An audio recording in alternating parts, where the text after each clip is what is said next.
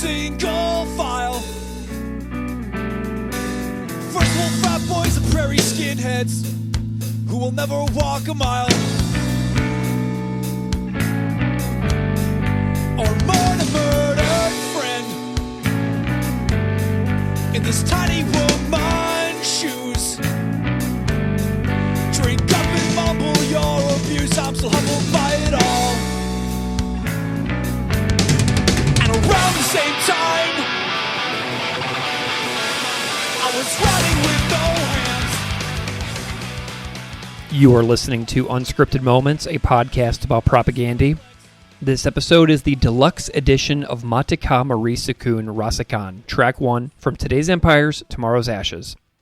This episode has a few parts to preview. First, you will hear a brand new cover of the song performed by Matt Comtois. Matt will be familiar to listeners of this podcast from his cover of Adventures in Zoochosis, which he sung in French, and his cover of Iteration. If you haven't heard those, they can be found on how to take a couple of victory laps celebrating 40 years of propaganda, available now from Engineer Records, and they can also be heard on his episodes on the podcast. After Matt's cover, you will hear the original episode 30 from December of 2020, featuring Willem from Intellectual, and a cover by Willem and Ian Leger, the punk cellist. Then you will hear Moris Ukun Rasik Part 2 with Jeff Lareau. Jeff did an awesome orchestral arrangement cover of the song, and Jeff is also in a really cool band from Chicago called Grey Ghost, so go check them out. And lastly, you will hear part of my conversation with John Schofield from the UK hardcore band Without Love. John's band is really awesome, and you should go check them out. And this conversation can be heard in full at his episode from February of 2024. Without further delay, please enjoy the deluxe episode of Moris Ukun Rasik.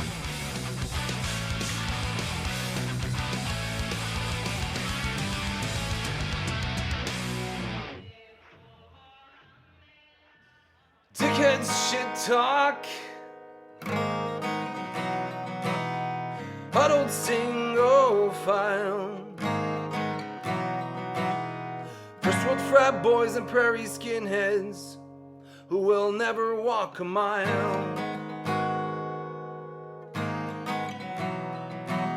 Or mourn a murdered friend in this tiny woman's shoes. Drink up and mumble your abuse, I'm so humbled by it all. Not around the same time,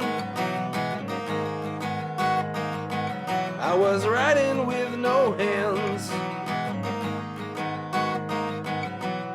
busting windows and getting busy behind the sportsplex with Levante's older sister decked out in Speedo's. Bella was flinching from the sting. A depot Proveran family planning her own Pearl Harbor, and a Holocaust spanning 25 years of life.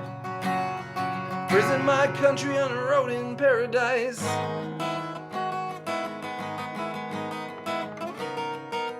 And in the shadows of Santa Cruz,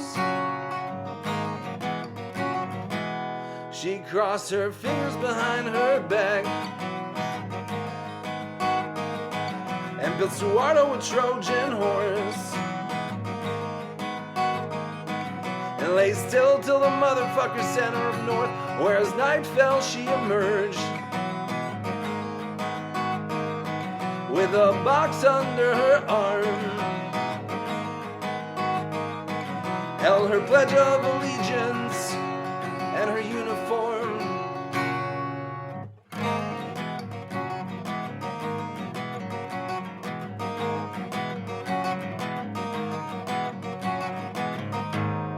And she laid it at the gates of the general's embassy and her whisper echoed into dawn as she disappeared. The truth will set my people free.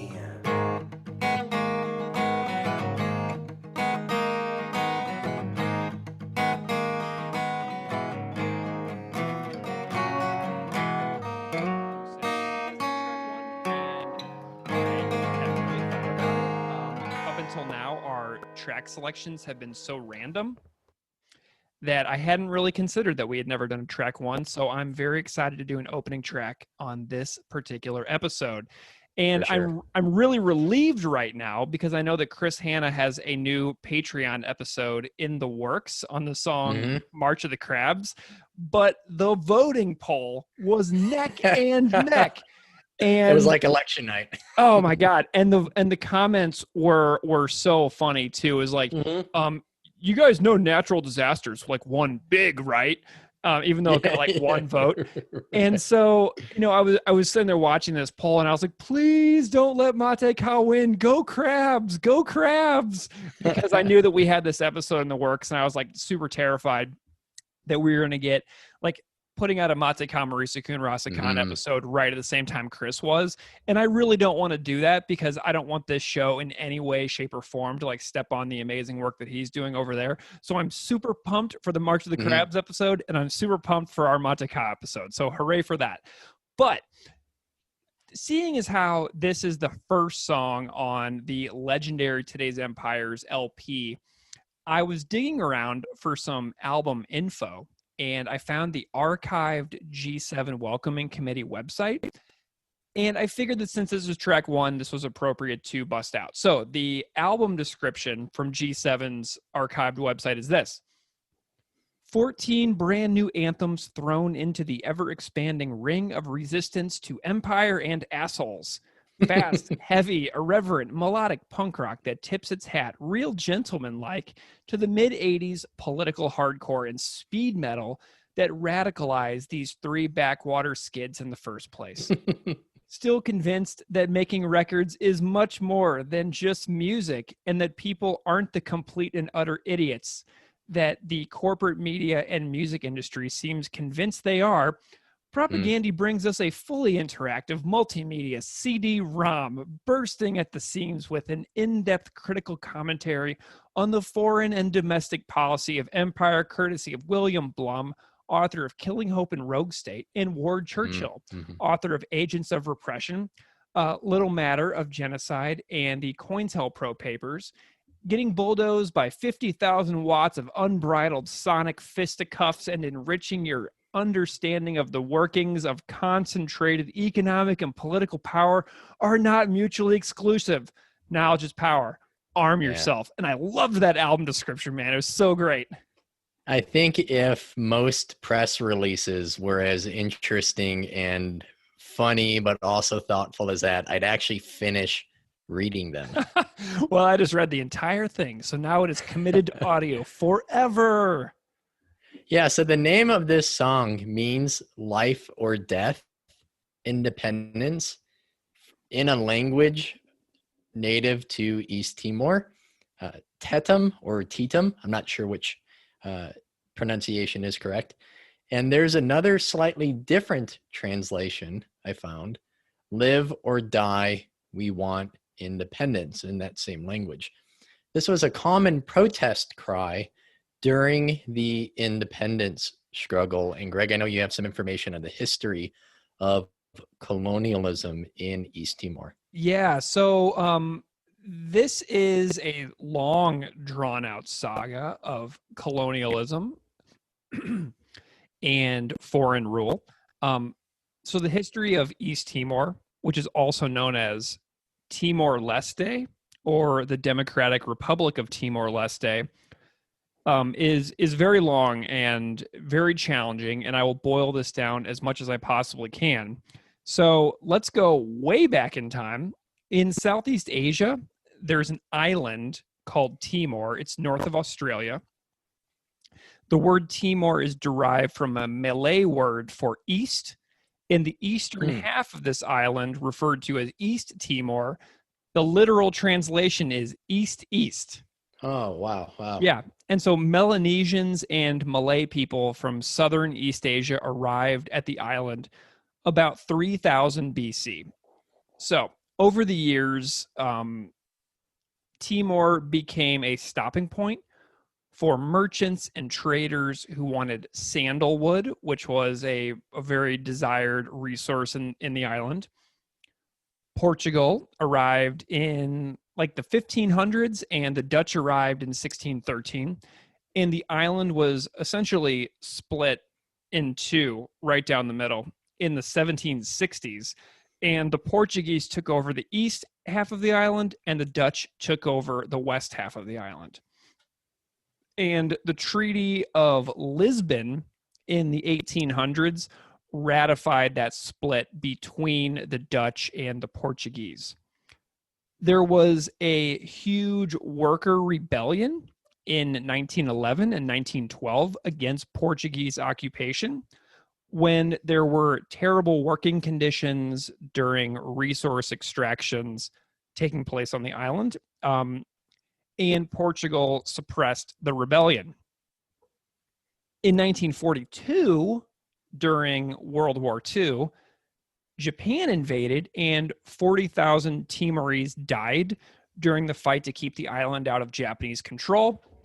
And Japan left the island in 1945 for very obvious reasons. A few decades later, in 1975, the Timorese declared independence, but then Indonesia saw this as an opportunity, and under the Suharto regime, invaded in something called Operation Lotus just a few days later, and took over against the wishes of nations around the world. So the Timorese then fought against this occupation for over 20 years. Indonesia withdrew in 1999 under huge international pressure. The Indonesians were responsible for upwards of, over 100,000 East Timorese deaths with killing and famine. And Indonesia still controls the western half of the island to this day. But the violence that occurred in the 1970s through 1990s, there were many massacres, especially in the capital city of Dili. And I know that we're going to get into this later, but the Santa Cruz massacre in 1991 was a rallying point for independence. There were 250 unarmed civilians were slaughtered in a graveyard in Dili. Plans were floated in 1999 to give East Timor special status apart from Indonesia, but still remain a part of it. Sort of like how like Macau or Hong Kong sit with their relations to China. Yeah, like autonomous regions. Yeah, exactly. So among those in attendance who survived the Santa Cruz massacre is Bela Gallos, who Mataka is based on. So there were anti-independence movements and violence that led to tons more deaths.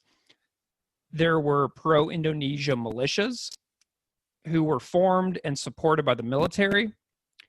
And there was tremendous fear on both sides, it seemed, from people who were both pro-autonomy of Indonesia and pro-East Timorese independence. And there's also a short 1999 documentary called East Timor's Terrifying Battle for Independence, which interviews people on both sides during the conflict that engulfed the island. But 2001 saw the first East Timorese democratic elections and full independence in May of 2002. A Truth and Reconciliation investigation after the war found 102,000 deaths related to the Indonesian invasion and occupation from 74 to 99.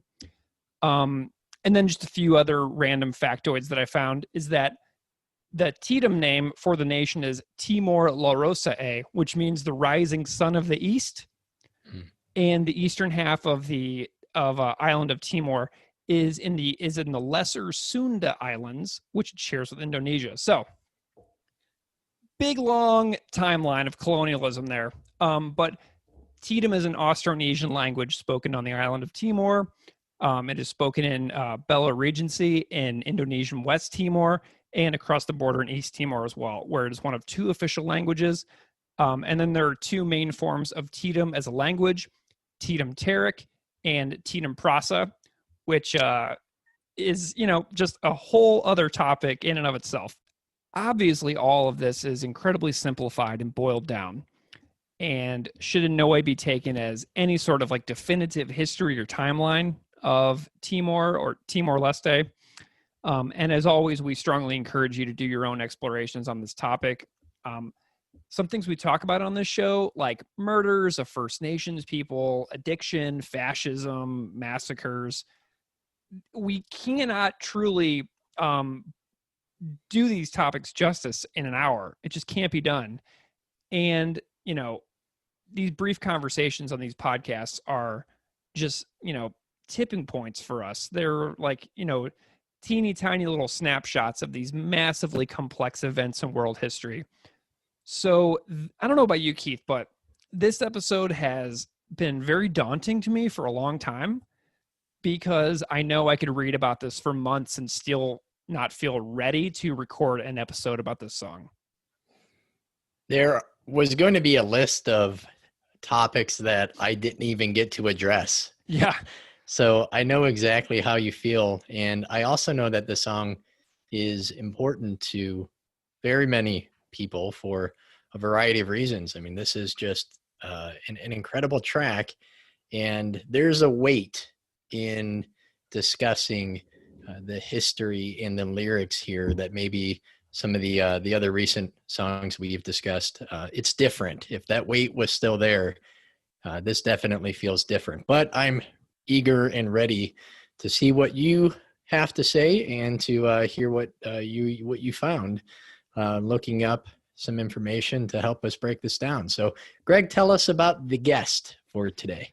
So, yes, before we get into our, I'm sure to be very long conversation about the lyrics and music of this song, we do have a wonderful guest. Our guest is Willem from the Netherlands punk rock band Intellectual. Willem is the vocalist and guitarist of Intellectual, which is a great band. I got introduced to Intellectual in 2008 after I read somewhere that Chris Hand from Propaganda did a guest vocal verse on their album Start From Scratch. So I checked out the record. Chris sings on the song Cut the Ground from Under Our Feet. And after that, I added Intellectual to my playlist. But one of my favorite things is when a guest is willing and has the time to make a cover of the song of the episode they appear on. I'm thinking of our Humane Meat episode, with Lindsay from Frenzel Rum. It's awesome when that happens, and it makes me super happy. So in addition to appearing on the show as a guest to discuss his love of Propaganda, Mataka Moris Ukun Rasik, and more, Willem created a beautiful acoustic cover of this tune that is really special, and I'm so glad to have his musical and conversational addition to the podcast. And what I like most about the cover is how true to the original he managed to be in an acoustic cover of this song. And if you listen closely to his guitar performances on the cover, it's pretty amazing what he was able to do, because this song does not easily translate to acoustic performance very easily. And, when trying to stick true to the original, I think he pulled off something really special. So Willem's version differs a bit from the amazing version done elsewhere by Jen Fiorentino on her YouTube channel. Right. So definitely go check that one out with Jen as well. But what's even cooler is that after Willem recorded his version, he sent it over to Ian Leger, the punk cellist, who did the music in an interview on our Today's Empires, Tomorrow's Ashes episode, where he was one of the interviews with Frank Turner. So I'm really excited to have Ian back in a musical capacity. I'm very excited to have Willem's acoustic cover and also to have this fantastic interview with Willem from the great band Intellectual on the podcast. So please enjoy my chat with Willem, and we'll break down the song afterwards. Take out your talk, huddle, take a file. First world frat boys and prairie skinheads who will never walk a mile. Or born a murdered friend in this tiny woman's shoes. Drink up and mumble your abuse, I'm so humble by it all. And I'm trying to take time, and while fighting with no hands, watching windows and getting busy behind the sports flags with the bodies older, sister decked out in Speedo's Bella was flinching from the sting. That bulletproof family planning, a Pearl Harbor, and a Holocaust planning, 25 years alive.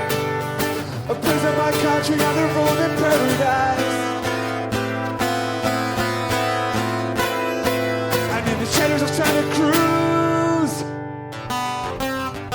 she crossed her fingers behind her back and built a Wildwood Trojan horse. I lay still till the motherfuckers headed north, for as night fell she emerged with her backs under her arm, held her pledge of allegiance and her uniform.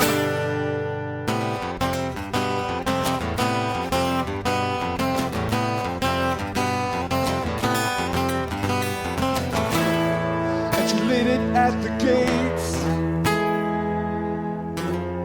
of the general's embassy, and a whisper echoed into dawn as she disappeared.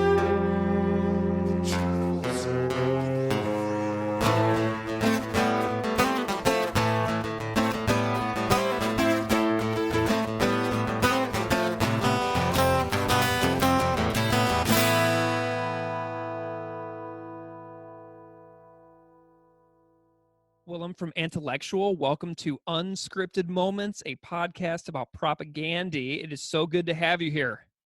Thanks for having me. Yeah, I'm glad to be a part of the show today. Can you just briefly introduce yourself for the audience in case they don't already know who you are? What do you do? Yeah, my name is Willem. I play in a Dutch punk rock band called Intellectual. We started officially like with the first show in 2001, but we started touring and releasing music in 2005. And we've released like 5 albums since then and toured, well, a lot of places. We've been to North America, South America, Russia, Japan, Europe, obviously. Yeah, and we're quite active. And yeah, we people do compare us to propaganda, which I always consider a big compliment, even though it doesn't do justice to propaganda. But yeah, it's always nice when people do describe us that way. So yeah, that's who I am. I play guitar and I sing and I write most of the music and the lyrics for the band. Awesome. So, and I know that you have a recent record out that people in North America might have known on Bird Attack Records, yeah? Oh right, yeah, that's our Engage album. It was released in 2016 by Bird Attack, indeed. Yeah, correct. Awesome, cool. So, Willem, we're on a show talking about propaganda, and we're going to talk a ton about propaganda in this episode. And I'm curious how you found the band. Like, what is your origin story of your interest in this band growing up in the Netherlands? I think the first time I really heard the band was 1997 or so, maybe 96, 98, but around that time. And I think it was a friend of mine who popped in a tape back in the day, and he said, "This is propaganda. You should check this out." And I do remember the very first time I heard it, I wasn't too excited because I think I had been into bands like Face to Face and some more gateway bands and who didn't sound as aggressive, as snotty as propaganda did at that time. So the first time I heard them, it was How to Clean Everything, I think. I wasn't immediately a fan, but after some time I got a tape from another friend who put on How to Clean Everything on one side, and I think 10 Foot Poles Unleashed was on the other side. And So, because you have to turn around tapes, I got to listen to both sides a lot. And after some time, actually preferred the Propaganda side to 10 Foot Pole, even though I love that band as well. Yeah. But when I got it, I really got it, and I really loved Propaganda. And I think I after that I bought Less Talk More Rock, thinking it was an older album. So even though I did buy them chronologically, I thought it was the other way around. And then in 2001, when Today's Empires came out, I had a similar experience to How to Clean Everything, because when I first heard it, I was very surprised because it did not sound anything like those previous two albums. And I was a bit disappointed at first. And I thought, okay, this is not what I expected. This is not what I hoped for. But after giving it some spins, and that happens to, the best albums eventually are some of the albums you don't like at first. So that really was the case for Today's Empires. I heard that first and I thought, okay, well, let's give it some tries. But I'm not a fan, from the start. But after some spins, it definitely hit me, and it became my favorite album of all time, I think. Yeah. How did do you have any moments where you can remember being like, wow, this is a super special band? Like, was there anything really that jumped out at you? You're like, oh my gosh, like the moment it clicked. I'm not sure if there was do you remember where you were when that or this happened? But I think they were the first band to, and especially with those first two albums, that sang about stuff other bands didn't sing about, or at least not that directly. And I'm not a native English speaker, so it's when you listen to foreign bands, it's like English class as well. You have to look up the words, what they are singing about, or what the lyrics are about. And with Propaganda, that was, just like Bad Religion. Yeah, we had to look up a lot of words to know what they were singing about, and which made it so interesting and so exotic. So something we had never heard before, because we got to know a lot of bands through skate videos and stuff like that, and then the message is like the second second thing you get into. It's first the music and the energy coming from that, but then when you dive into the content, lyrical content, it's a new world that opens up, and that's so interesting. And I don't know a particular moment when that happened, but I do know that bands like Propaganda, like Bad Religion, like Good Riddance, Rise Against, Strike Anywhere, bands like that, they showed me and my friends at the time that there's a next level of punk rock bands, or a deeper level of punk rock bands.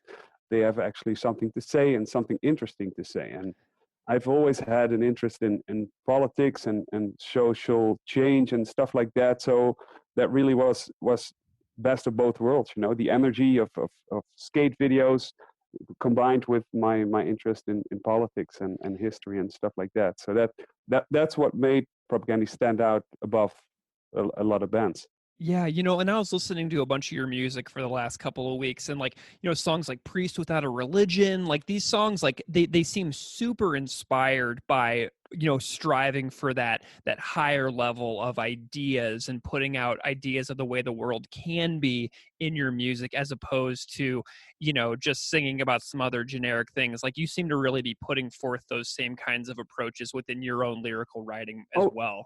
Yeah, definitely. I mean, if I was going to be very dramatic, I would say that like Today's Empires, it was released in 2001, and that's the year that we started our band. In 2005, we released our first full album. But I could say that like Today's Empires is the blueprint for our band and for what we're doing. But that's maybe a bit too much. But that's amazing. In a way, it's not. It's kind of true. Yeah.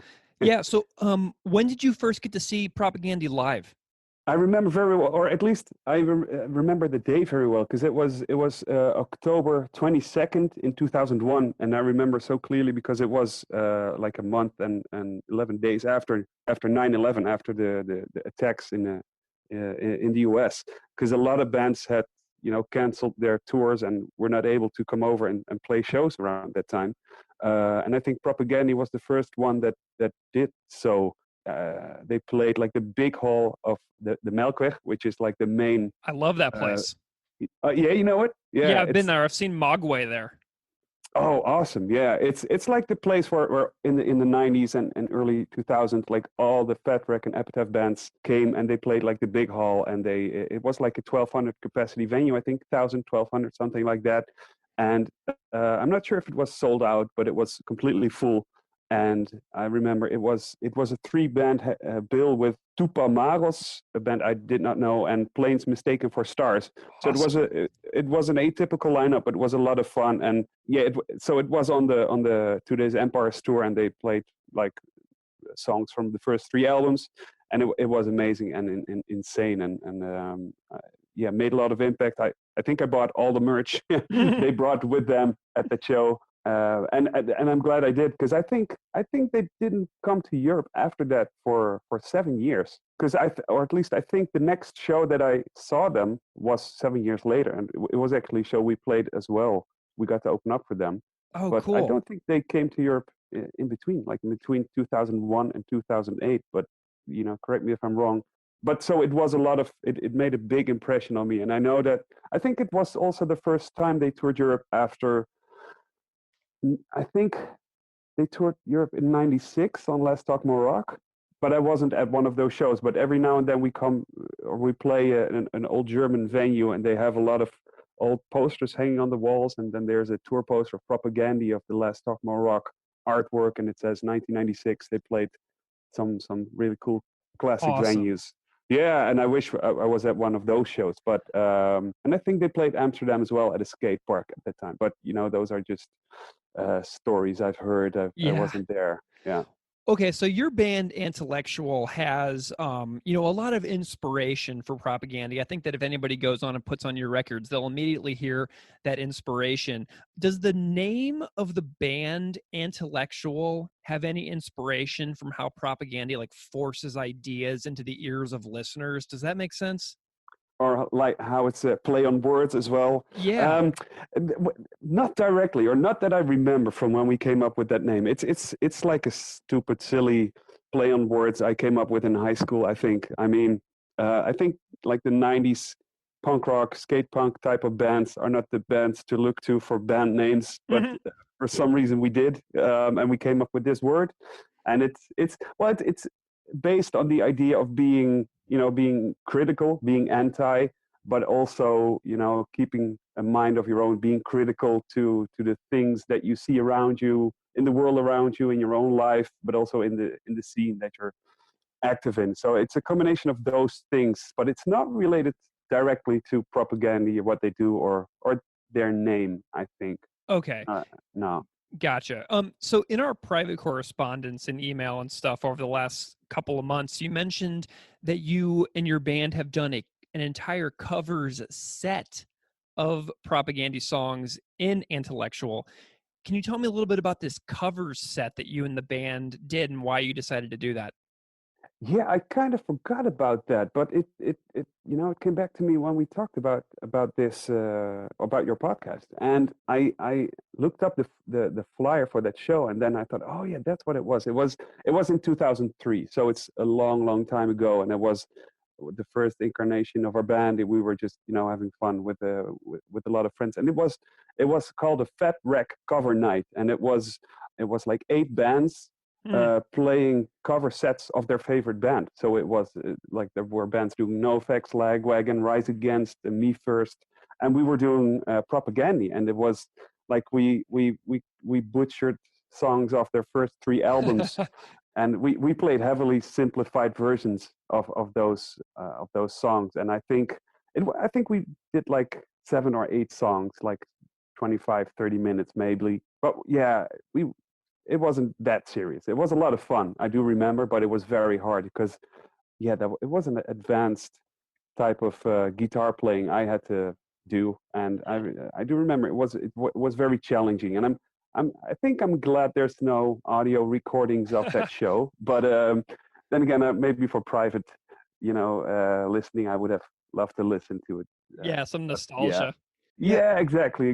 But I have to say, like, one song on the set list was "Stick the Flag Up Your Ass," and I think we've been playing that song for well, maybe still till a couple of years ago, or we every now and then we in the rehearsal space we think, oh, let's give that one another try, and then we play it, and we might do it at some shows, but it's not a standard part of our set list to do a lot of covers or and not the propaganda ones anyway.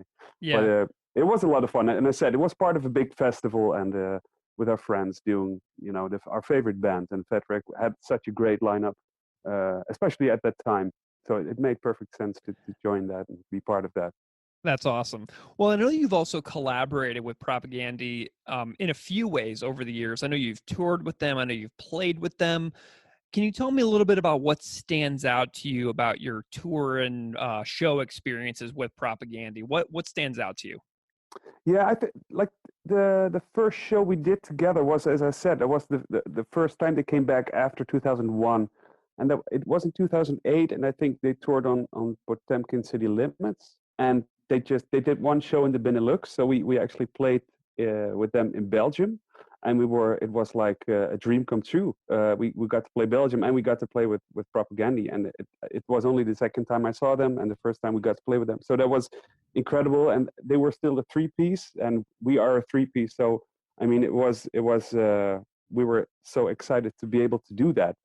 After that, I think the first show we got to play together was not just a show, but we got asked by their tour booker at that time, or by the band. I don't know how it exactly happened. I never dared to ask, but we got asked to join them for a European tour in 2013. So we got to join them on the bus and drive through Europe with them for Wow.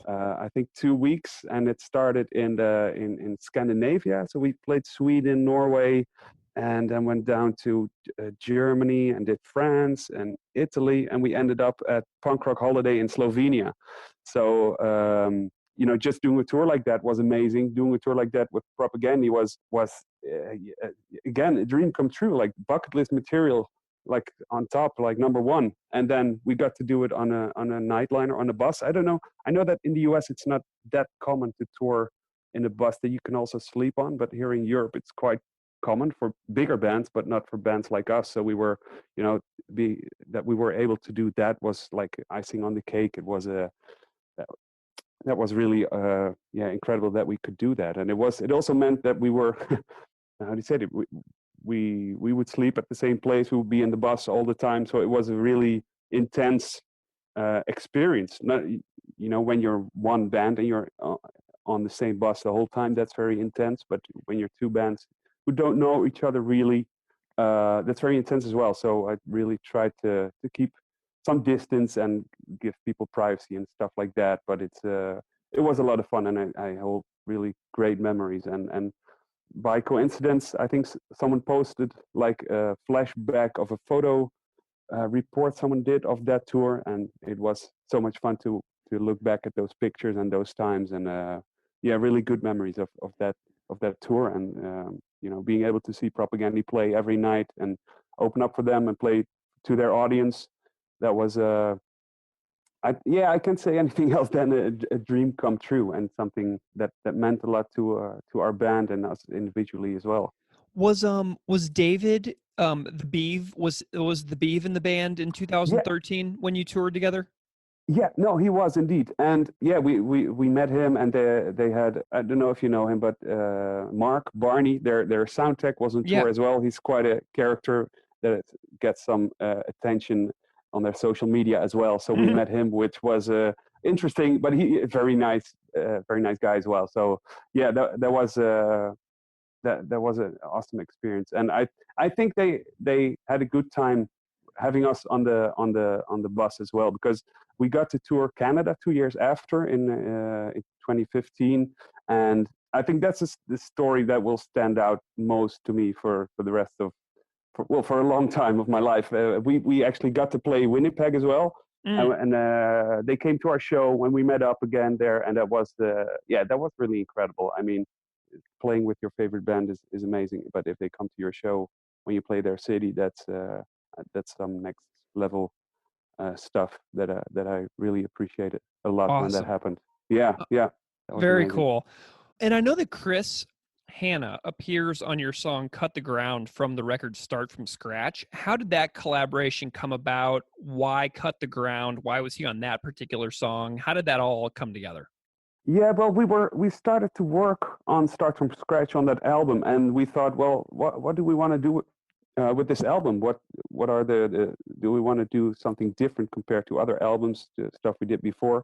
And we thought, yeah, we should ask like someone to do guest vocals. So yeah, that could really add some extra value to the album, and we thought, well, let's aim high. Let's go to the person we would love to have most on the album. So we collectively thought of Chris Hanna to ask him. And since we had played a show together 2 years before that, we thought, well, maybe he remembers us, maybe he knows who we are, and maybe can get him to do it. Because I also heard or knew that he had like a studio in his basement, or at least a rehearsal space, or that he recorded some stuff there before. So I thought, well, if it doesn't involve a lot of extra costs or hassle, maybe he's willing to do that. And so I just sent him an email, and quite quick after that, he sent me an email saying that he was willing to give it a try, even though he also said, yeah, I have to warn you, I've done this before for other bands, but they were heavily disappointed. So beware and behold for the result that I will send you soon. But yeah, no, then like a week later, he sent the vocal lines, and it was incredible hearing his, because I recorded the demo vocals, so I already knew what it was going to sound like a bit, but then to hear him sing our song and our lyrics over our music, that was out of this world to hear that. So that was incredible. And why we picked that song, I think, like I sent him the lyrics and the music, and I said, well, I hope you can, I hope you can agree to sing these kind of lyrics, because they're about skateboarding and about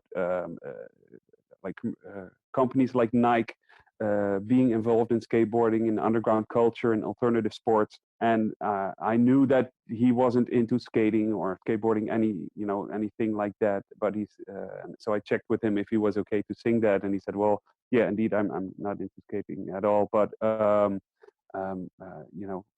would love to be a part of that song, and I like the tune, so let's do it. And I think we picked it because it was the fastest song on the album, and the song that mostly, or that would fit his style and his voice best. Yeah, I think that's why we picked that song. Awesome. And also because it's a bridge that he does, so it's a part on its own, but it's not a lot like a whole song or a bigger part. Like it's something else that gives him like really his own part of the song. So I thought that would work out well with a guest vocalist and with his voice in particular. Did that record Start from Scratch? Did that come out on vinyl anywhere?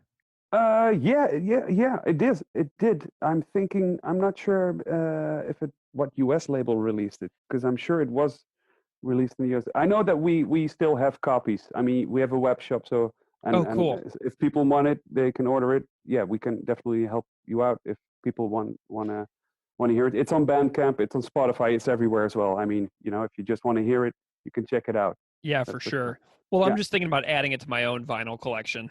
Oh yeah, sure. No, we'll make that work. Awesome, cool. For sure. So, Willem, whenever I reached out to you about this project, the scope of this show is that for every episode, we talk about a different song. And I was asking you to list some of your favorite songs and to talk about the one that intrigues you the most amidst Propagandy's catalog. And the first and foremost song that you chose is Matika Moris Ukun Rasik, track 1 from Today's Empires, Tomorrow's Ashes. So first and foremost, thank you for taking the time to contribute an acoustic cover of the song, which preceded your interview here in this episode, which everybody heard before they heard us talking.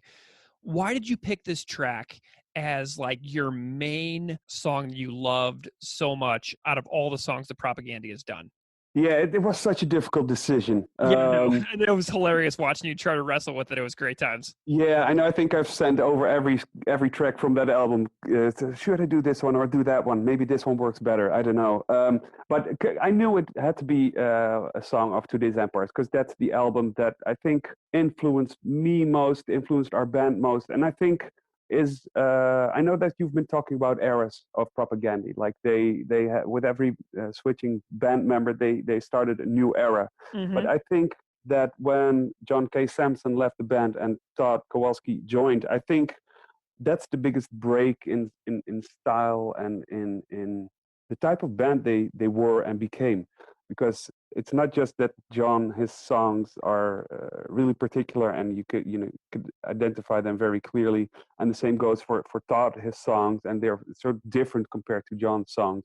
But I also think that also Chris's songwriting really changed over, from those two, from Let's Talk More Rock to Today's Empires, and I think they've called themselves progressive thrash or something like that. But I think Today's Empires really shows that shift in style and shows that best. And I think there's a before Today's Empires and after Today's Empire. So I really wanted to pick a song from that album, and I really love Purina Hall of Fame.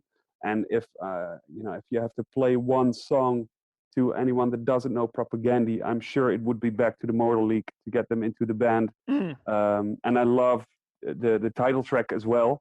But I think the song that had the biggest impression on me is the first song, because it's the first song on the album, and because it's a great track. I mean, it starts with the intro quote about Bella Gallos, and then it starts off really quietly, or at least really easily, and then kicks in, and I think it feels like the fastest song they ever played. It starts off with that, and it's so full of energy. And yeah, I think that really, as said, like the first time I heard the album, I wasn't too impressed with it. But in hindsight, I cannot really comprehend how how I had to get used to the new style, because it's definitely my favorite album of all time, and the song really kicks it off so well. So yeah, it's as said, I think this album is like kind of a blueprint for our band, or for the type of music we want to make. And yeah, and I don't know, maybe the theme of the song is not, how do you say it, the most relatable, or the most how do you say that, it's impressing or influencing, like if you stopped eating meat after nailing the car to the wall or stuff like that. But yeah, nonetheless, I think this is one of their best songs. Yeah, well, what's really interesting, what you just said, is like, it's not about things like, giving up eating meat, but it's like forcing you to see the vastness, the hugeness of the world, and to seek to become a more global person by understanding the challenges that people face all over the planet. So, I mean, here we have this song, it's about East Timor in a lot of ways. And I had never heard of that region of the world in 2001 when this record came out. You know what I mean? It forced me to learn about a new place on the planet that I had never considered once. No, that's true. And I think that's also a shift from How to Clean Everything and Let's Talk More Rock, where the songs are really about themselves or the scene they're active in, and maybe they're very personal experiences they talk about. And on Today's Empires, they start to sing about what people in the rest of the world, or all over the world, are experiencing. And with an experience of Bella Gallos, they teach history to a lot of people. Yeah. And I think that's great. And it's also very, because Eastern Timor, you don't hear a lot about that. But I'm from the Netherlands, and our country has a long, dark, black page in history because of the colonization of Indonesia. So even though the Dutch didn't colonize Eastern Timor, they did colonize Indonesia. And the reason that Indonesia colonized Eastern Timor is because the Dutch had to give up Indonesia, and Indonesia thought, okay, well, now we gained independence, let's see if we can get some more territory in our newly received country, and see if we can expand it. So it's kind of connected to Dutch colonial history, which I'm not an expert in, but it sure, there's some connections there as well. So that's weird. Very weird. I mean, that's really interesting. So let's talk a little about the lyrics. Do you have any favorite lines in the song of, like, where you really appreciate what's going on in the lyrics?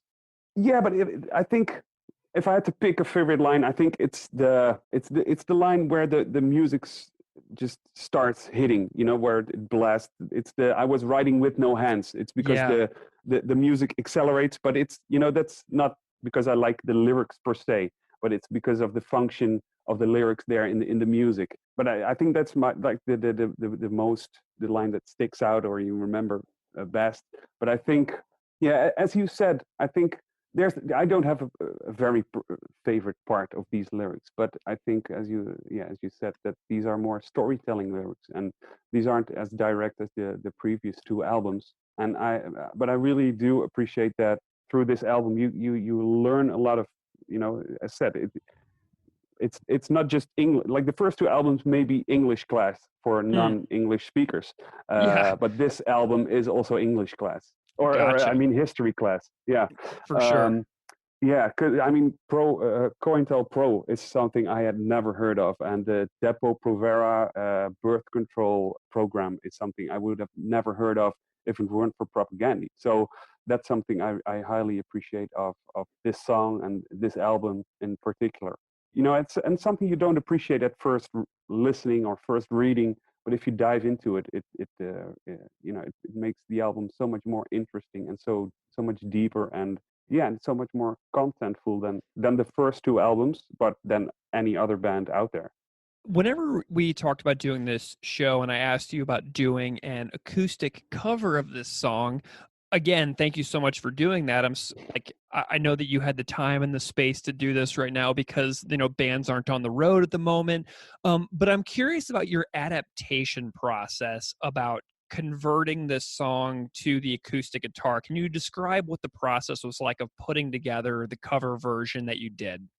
Yeah, well, when you asked me to, can you do an acoustic version, I thought, oh, well, I'm not sure if it's the most logical song to cover acoustically, but yeah, Corona time, so I had some time on my hands, and I love a challenge. So I thought, yeah, let's give it a try. I mean, I love that song, and I want to be able to play it, and I know that Jen Fiorentino already did it, so it should be possible. But I also thought, well, if I'm going to do it, I want to give it another spin, or make it sound a little different than the way Jen did it, and she did it incredibly. So it was hard for me to top that, and I'm not going to say I did because I very limited. I don't usually play acoustic guitar, and I have very limited recording skills or gear. So it's whatever I could do in my bedroom. But I thought, well, if I'm going to do it, I'm not going to do a live recording as Jen did, but I did record some more lines, like two guitar lines, and so left and right. And I tried to stay a little closer to the original because she made a slower version, and when the pace or the tempo really increases, she keeps the tempo a little slower. And I tried to give it a little more. I'm not going to say energy, but see if I could keep a little more of the original tempo in there, and I hope that worked a bit. And and doing so, I tried to keep the original guitar parts the way Chris plays them. I tried to recreate them on acoustic guitar, which is quite difficult, but I hope it worked out a bit. Were there any parts of the song that were like particularly challenging whenever you were learning to do it? Oh yeah, well, you have especially the instrumental breaks, because they change in measure as well. Like the whole song is 4/4, but the instrumental breaks, they're 3/4. So you have to change the pace, the tempo, and it sounds incredible on the album, but it never made sense to me until I started counting those parts. And then, not until then, only then I found out that it's 3/4 instead of 4/4. So that really took me some time to figure that out and get that, and to play that acoustically as well, because it's a bit faster. It was a lot of fun to find that out, and to play that and to record that, and to also to translate it from electric to acoustic, and from drum beats and emphasis to recreate that on an acoustic guitar, which was difficult. But I hope it works out. Awesome. Well, Willem, I'm so delighted by your participation, to talk about Matika, but also to, push your own understanding of this song, by diving a little bit into the Dutch colonial history behind it and its connection there, but also learning it and seeing new things within the music that you hadn't noticed before. That is so So cool. Can you tell the listeners where they can find you and your band if they want to know more about your work? Oh yeah, of course. Like we're pretty much everywhere where you would want to look for a band. We're on Spotify, we're on Bandcamp, YouTube, and also social media like Facebook and Instagram. But if you want to like reach out personally or get some merchandise or sign up for our newsletter, which we also have, you can do all that on our website, and that's at antilectual.com. So yeah, hope to see you at one of those maybe. I was riding with no hands, busting windows and getting busy behind the sportsplex with the bodies older. Sister decked out in her speedos follow, switching from the sting. A tempo very family planning. Well, that was my chat with Willem from Intellectual, and you all heard his fantastic acoustic cover as well. So thank you to Willem for the guitars and vocals on that, and thanks to Ian for the cello on that. Make sure to go check out all their social medias. Go find Ian the Punk Cellist, and go find all of Intellectual's fantastic stuff.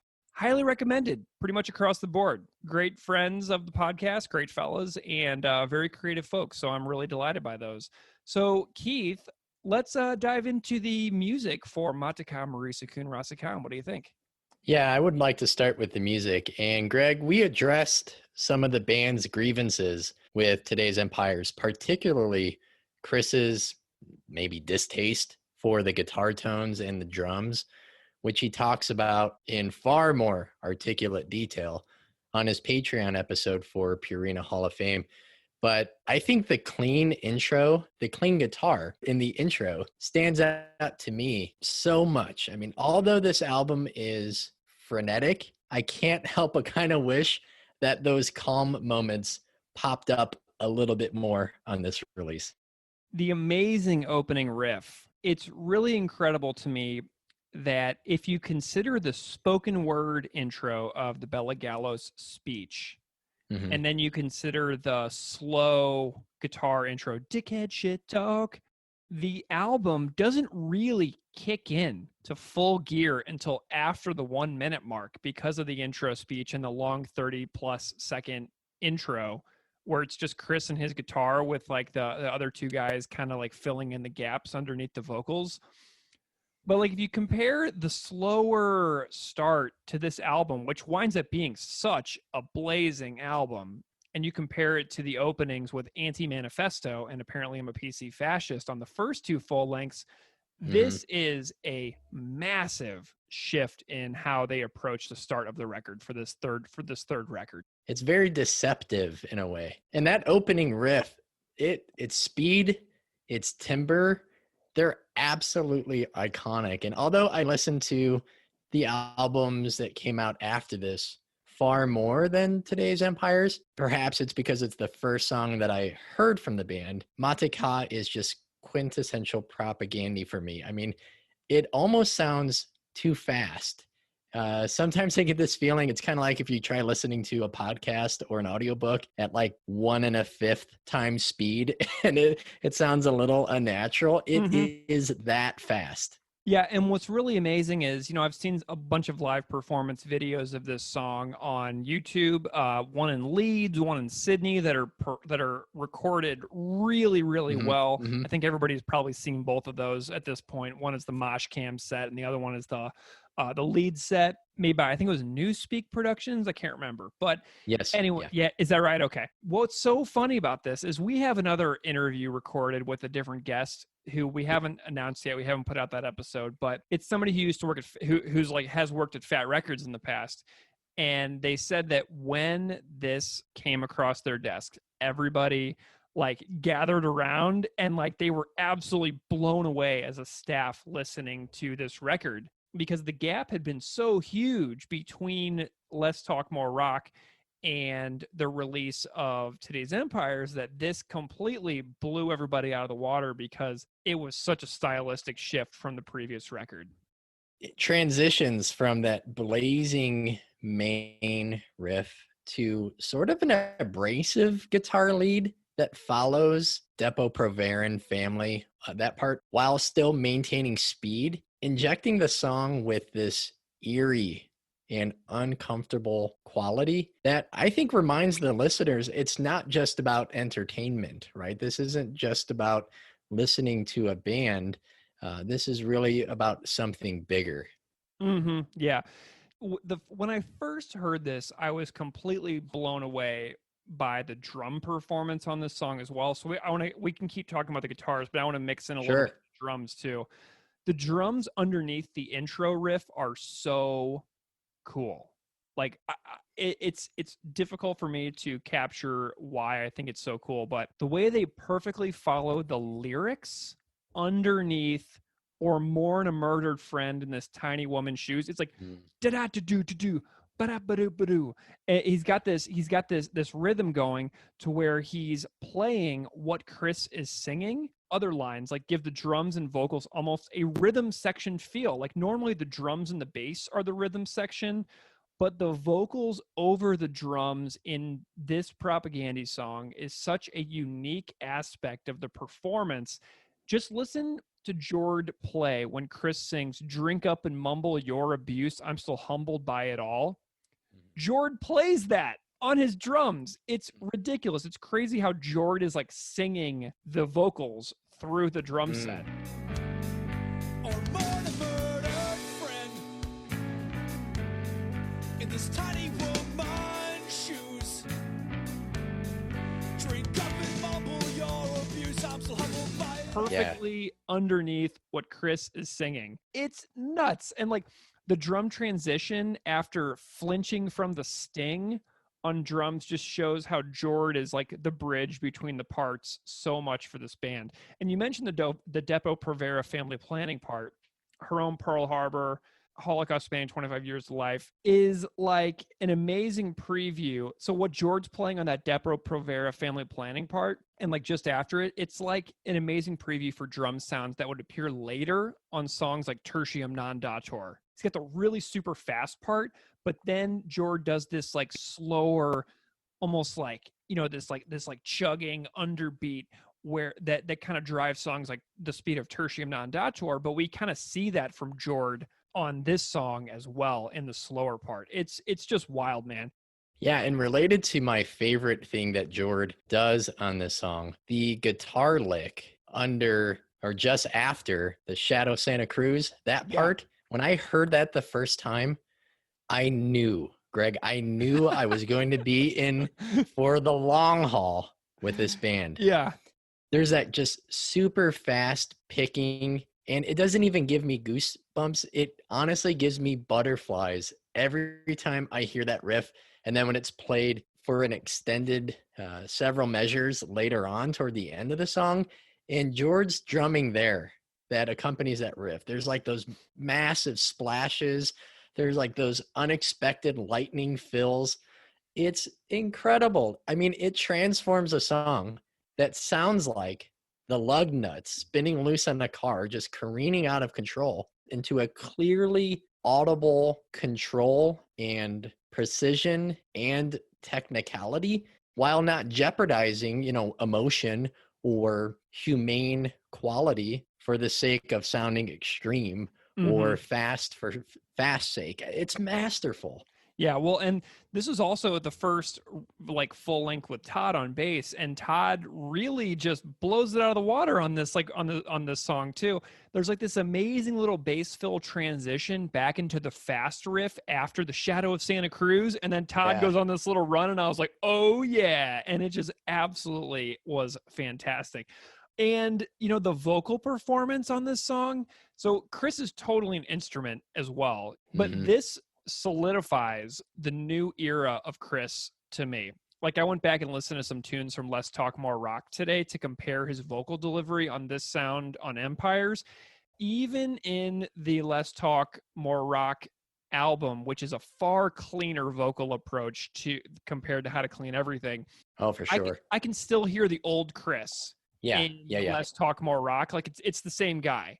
You know what I mean? I thought they had got a different singer. Exactly. Like when I went back and I bought Right. Yeah. It's like it's a new guy, you know what I mean? And so like 5 years between records there, I mean, it's a different guy. It's a different sound. It's a different band. It's a different bass player. It's a different feel. And I don't know, man, this was like the craziest musical transition I've ever seen a band that I really love undergo within one record, except for maybe Saves the Day or something like that. You know what I mean? Right. Yeah. But this is a change that was for me undeniably for the better. And I listened to this thing constantly. Yeah, I'm going to jump back to Todd. He adds so much depth to the music here. He accentuates the melodies, he accentuates the momentum, but also like the heartbreak and the urgency in both the music and the lyrics. I also think he adds much needed warmth, given the fact that the guitar tones are a little shrill Yeah. and a little two dimensional. But it kind of, I say that as a critique over time once I've gotten the other albums and have listened to them all comparatively. While I love Chris's vocal style from Empires On, I noticed this week watching some of the videos that you already mentioned in Australia and then in the UK, those live performances, he imparts a little bit more emotion. I mean, just check out the version in Leeds posted by the YouTube channel you said, Productions Newspeak, it was posted in 2010. When Chris sings, I'm still humbled by it all, there's just this beautiful tenderness in the inflection of his voice. And I think he clearly means those words, perhaps even more so when he first wrote them. Yeah, and I love the differences in the way that he sings. There's little parts where he sings them slightly differently on the live version, probably because it's easier to sing with what he's playing on the guitar. But he's like, but the whisper echoes into dawn as it disappear. And I just love the way that he changes the flow of the words over the live version. And I don't even mind it as well, because I know that it's like a method of convenience for singing something a little more effectively while also playing these riffs. It's just very endearing to me watching the little adjustments that he makes live in order to be able to deliver this one to the best of his ability, because this is such a wild song. It's hard for me to sum up what I think about the music, really. So I found 2 older reviews with these real quick tidbits encapsulate what I think about this song and this album. So there's a Sputnik music review from 2005, and it said, the album as a whole is very fast, very pissed, and just flat out vicious. Yeah. The tone of the record is far angrier, frustrated, and has lost much of the sarcastic humor the band had been known for. But luckily, all that was left was the venom, which is quite potent. And another review from Punk News, written and posted in 2001, states, faster, heavier, smarter, plus hours of socio-political reading and multimedia from some of the most dissenting bastards on the continent. Why won't it let me post 6 stars? Yeah. What's really interesting to me as well is some of Chris's own commentary and critiques about the sound of the record over the years, like especially with like the drum editing and as well the guitar tones. But man, it's a special one to me. Like whenever we did our Back to the Motor League episode and our Today's Empires, Tomorrow's Ashes episode, I was like almost scared to talk about them because this album means so much to me in the grand scheme of my musical fandom of any music I've ever listened to. This is just such a special record in general, and this song that kicks it off is just held such a special place in my heart for all of my musical years. And this came out when I was 17 years old.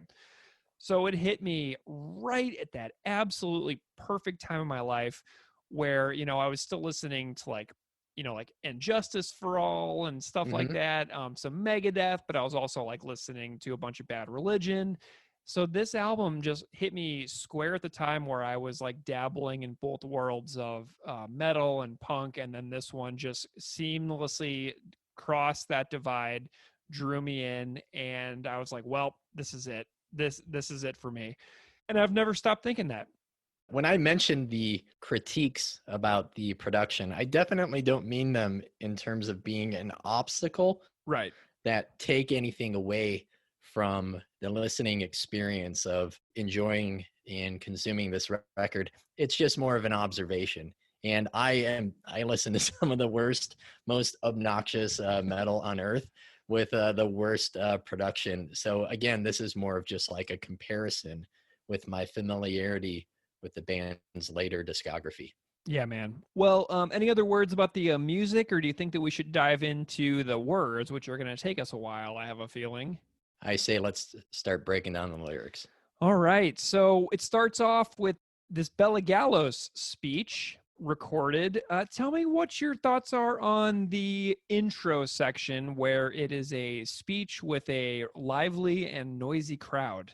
Yeah, for the longest time, I misunderstood the purpose of that sample, which is not the fault of the artist. That's clearly me just misunderstanding something. I kind of heard the intro as like these songs that will follow on the album are radical, they're revolutionary, they're going to get the band singled out as potential targets. But that, again, that's on me. I focused on the wrong part of the clip, and I failed to make the connection between the obnoxious, clamoring crowd referenced in the first lines, people who want a night out, but they're unwilling to listen to someone's story. And I'm almost certain I heard an interview where either Jord or Todd said that Bela Gallos spoke at Todd's first Propaganda show. I tried to go back and find it, but I couldn't confirm that. So if anyone can comment, we would love for that confirmation or rejection. Yeah, I'd love to know who saw Todd's first show. That'd be really cool. Well, here is the text of the opening audio from Bela Gallos. This is what it says on the beginning of the record. This is the few songs that belong to these people, and I hope that one day I'm going to sing this song to my country. This song, never allowed to sing in my own country, and thousands of people have been killed because of singing this song, and I'm proud tonight that I'm singing to all of you. I had this realization today. This was really interesting to me. So the first line is dickhead shit talk. So the people talking during the audio of the speech, like if you listen to the audio carefully of the speech in the beginning of the song, there's a bunch of people clearly having normal conversations, like in the audio, in the foreground. Maybe this means they're not really listening to the amazing story that's being told through the microphone by the person on the stage. And I'm wondering, are these people the dickheads that the first line of the song refers to? Right. Yes. Like, was Chris standing there with a recorder in a crowd watching this speech and was like covertly recording the speech? Like, I've been to like events where I had like my voice memos running on my phone so that I could like listen back. Like, I think I have a Salman Rushdie speech from a few years ago that I recorded because he had so many amazing quotes that I wanted to be able to go back and check. I was like, who recorded this? I couldn't find out. And I'm wondering if Chris was like at an event and was recording this and these people wouldn't shut up in front of him. And it reminds me of like being at like an Iron and Wine concert and people at the bar are talking the entire show over this incredibly quiet guy with his guitar, oblivious to the fact that every person in the place can hear every word they say. Only this version is way worse because instead of Iron and Wine getting talked over, it's somebody telling their story of massive human rights violations and surviving some horrible things in their country. And people are like, blah, blah, blah, blah, blah. So I was wondering if the people talking on the opening audio clip are the dickheads in Dickhead Shit Talk. I think it's a propaganda show. Oh my god! I think it was recorded at a propaganda show. Like, so Bela Gallos spoke, before a couple shows. I think if it was in the later 90s or if it was even later, I think they were recording it because Bela Gallos was speaking. And I love this idea of how they've taken their vitriol and their ability to critique, the masses. So like kind of starting bigger with society and, like then punk, and then even more specifically their own fans. That's really what I think. Putting onto a record their own fans, are there to see the band, missing the purpose of why they're there in the first place. Oh man. So now I'm really mad because now I really do want Chris to make a Patreon episode about Mate Ka so that he can talk about that opening clip. So Chris, if you hear this, I'm definitely curious where that clip comes from. And hearing your backstory on that will be really tremendous. So I look forward to that in the future. Anyway, so we have this opening line. Dickhead shit talk, huddled single file, first word frat boys, and prairie skinheads who will never walk a mile or mourn a murdered friend in this tiny woman's shoes. Drink up and mumble your abuse. I'm still humbled by it all. I love the notion of being humbled by another person's story, being moved by somebody's storytelling, realizing how tremendously different our life experiences are across humanity. Like, my life has been so privileged, so lucky, so rich and full of amazing experiences all over the world. I've gotten to do so much. Like I've said elsewhere on another episode, I think it was the Bringer of Greater Things episode, I've never run for my life in fear. I've never faced real danger. My life hasn't ever been at risk of being lost. So the imagery of Chris standing, listening to Bella speak while other people are like, whatever, dude, is awesome to me, because people who are so lucky are often so oblivious to the suffering of people around the world, which is why I spoke so much about declining refugee rates in that Bringer of Greater Things episode. They won't be welcoming. It just speaks to what this first line really says to me. So something interesting now, after the few years we've had recently, I doubt the haters in a crowd would be doing much mumbling. So Chris talks about mumbling your abuse. I don't think they're going to be mumbling anymore. We're in such a worse place with validated racism and bigotry in 2020 now, I think, that like I have little doubt that the abuse would just, I think it would just be yelled outright. I don't think it would be mumbled. Like, anybody who used to mumble now seems to be yelling and attaching giant flags to the back of their pickup trucks. Greg, this reminds me of something I might have mentioned previously from Peter Singer. Whenever he observes someone in the US or the UK or Canada buying a lottery ticket, he can't help but think that that person wants to win the lottery twice. How few people seem to acknowledge the fortune of where they're born. And if they are aware of it, how few actually do something with it. And I definitely mean myself included, but that's just an incredible line. Like, drink up and mumble your abuse. Like, I think this is kind of drawing a line in the sand, no longer wanting to maybe turn away, alienate the listeners, that, the people who show up to party and stage dive, those people who reduce radical music and movements to a scene, but just not understanding them and therefore just ignoring them. How he's talking about the audiences here is so different. Yeah. And then we have the next line in the song. Around the same time, I was riding with no hands, busting windows, and getting busy behind the sportsplex with Labani's older sister decked out in her Speedos, while Bella was flinching from the sting of a Depo-Provera family planning. From the Mayo Clinic, I found out that Depo-Provera, which I already knew this, but I'm defining it clinically, I guess, is a well-known brand name for medroxyprogesterone acetate, a contraceptive injection that contains the hormone progestin. Depo-Provera is given as an injection every 3 months, and Depo-Provera typically suppresses ovulation, keeping ovaries from releasing an egg, and it also thickens cervical mucus to keep sperm from reaching the egg. So now I just said the word Depo-Provera like 3 times, and I just realized how challenging it is to say. So good on Chris for putting such a hard word to even say, let alone sing, into one of the band's most well-known songs. But I was thinking a little bit about this timeline that Chris mentions in this, because for the longest time I was like, Labani's sister, Sportsplex? What the heck is he talking about? I found out that Bella Gallos was born in 1972 and was injected with Depo-Provera at age 13. And I think Chris might be 1 to 2 years older than Bella, but I know they're extremely close in age.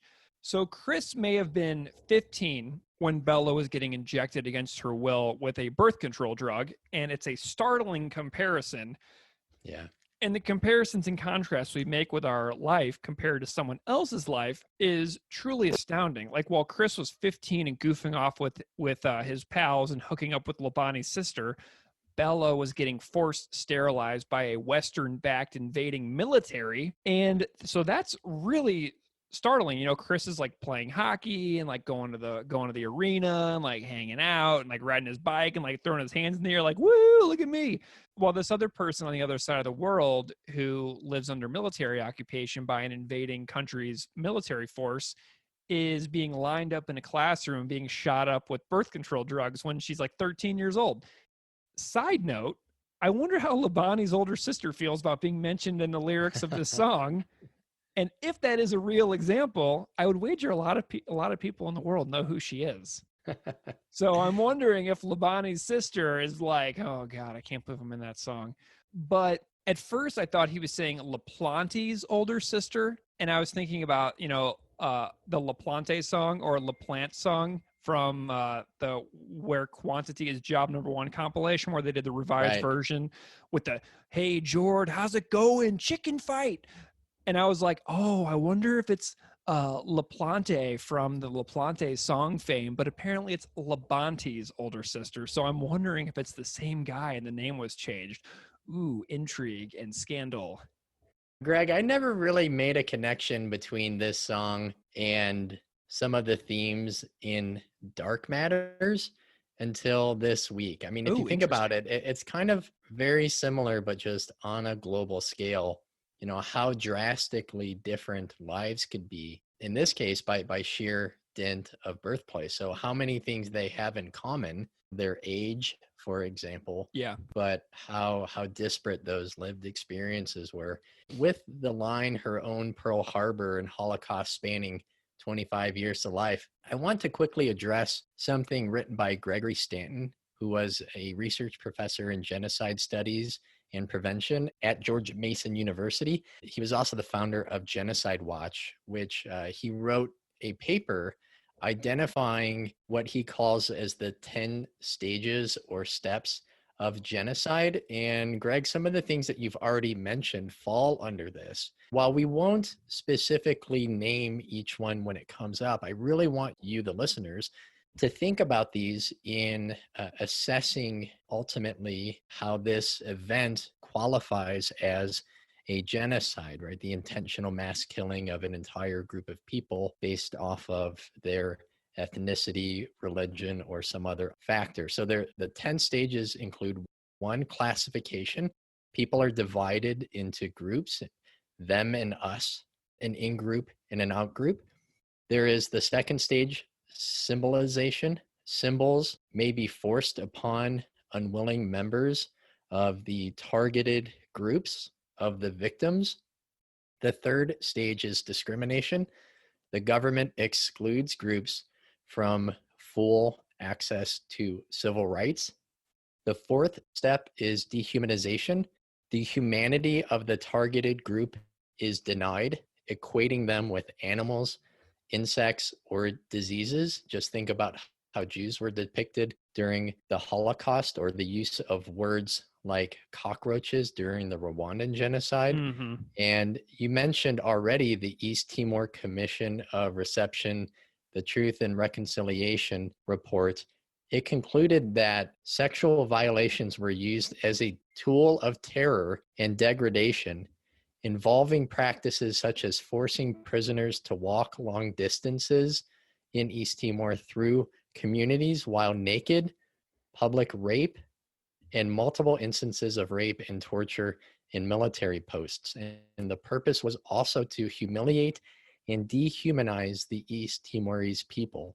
It was an attempt to destroy their will to resist, to reinforce the reality that they were utterly powerless and subject to the cruel and inhumane whims of those who controlled the situation with guns. The fifth stage is organization. Special military units or militias are trained and armed. That leads to 6, polarization.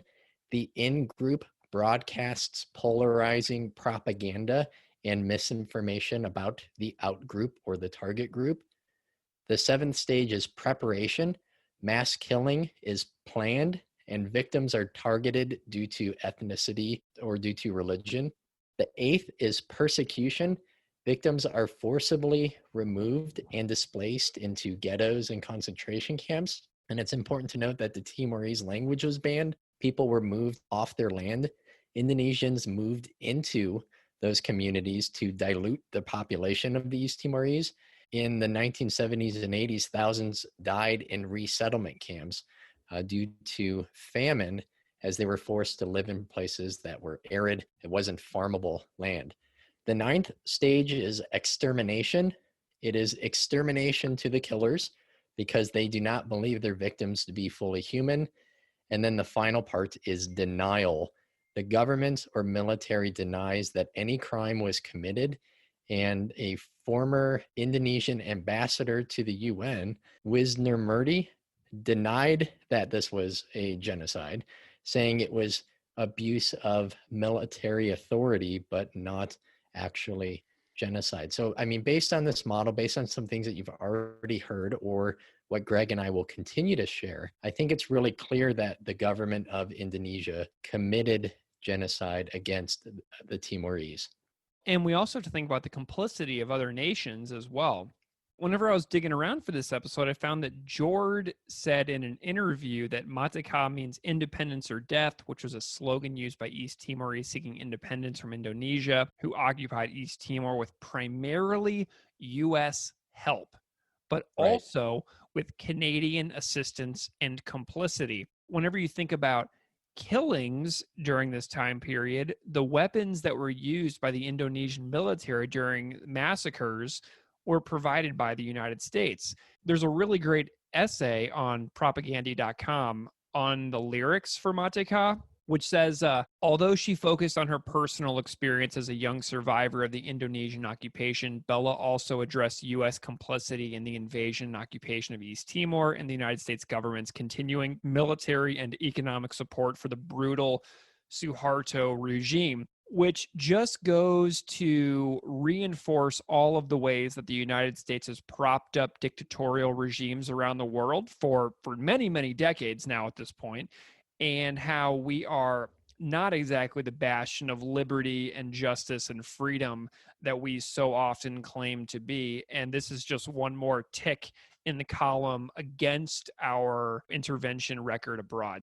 The lyric, "A prison my country underwrote in paradise," is so scathing. I found a few helpful resources regarding the Indonesian occupation and the atrocities committed. One that I would point the listeners to is from Yale University's Genocide Studies program. This lyric could easily, when saying my country, that could mean Canada, that could be the UK, that could be Australia, or, as you said, Greg, the United States. I mean, for example, the U.S. Secretary of State Henry Kissinger gave a green light to Suharto's invasion, and there was tacit support from the rest of the White House. Gerald Ford visited in 1975, giving what investigative journalist John Pilger calls the big wink in his documentary Death of a Nation, The East Timor Conspiracy. Indonesia invaded East Timor literally the day after Gerald Ford flew out of Jakarta.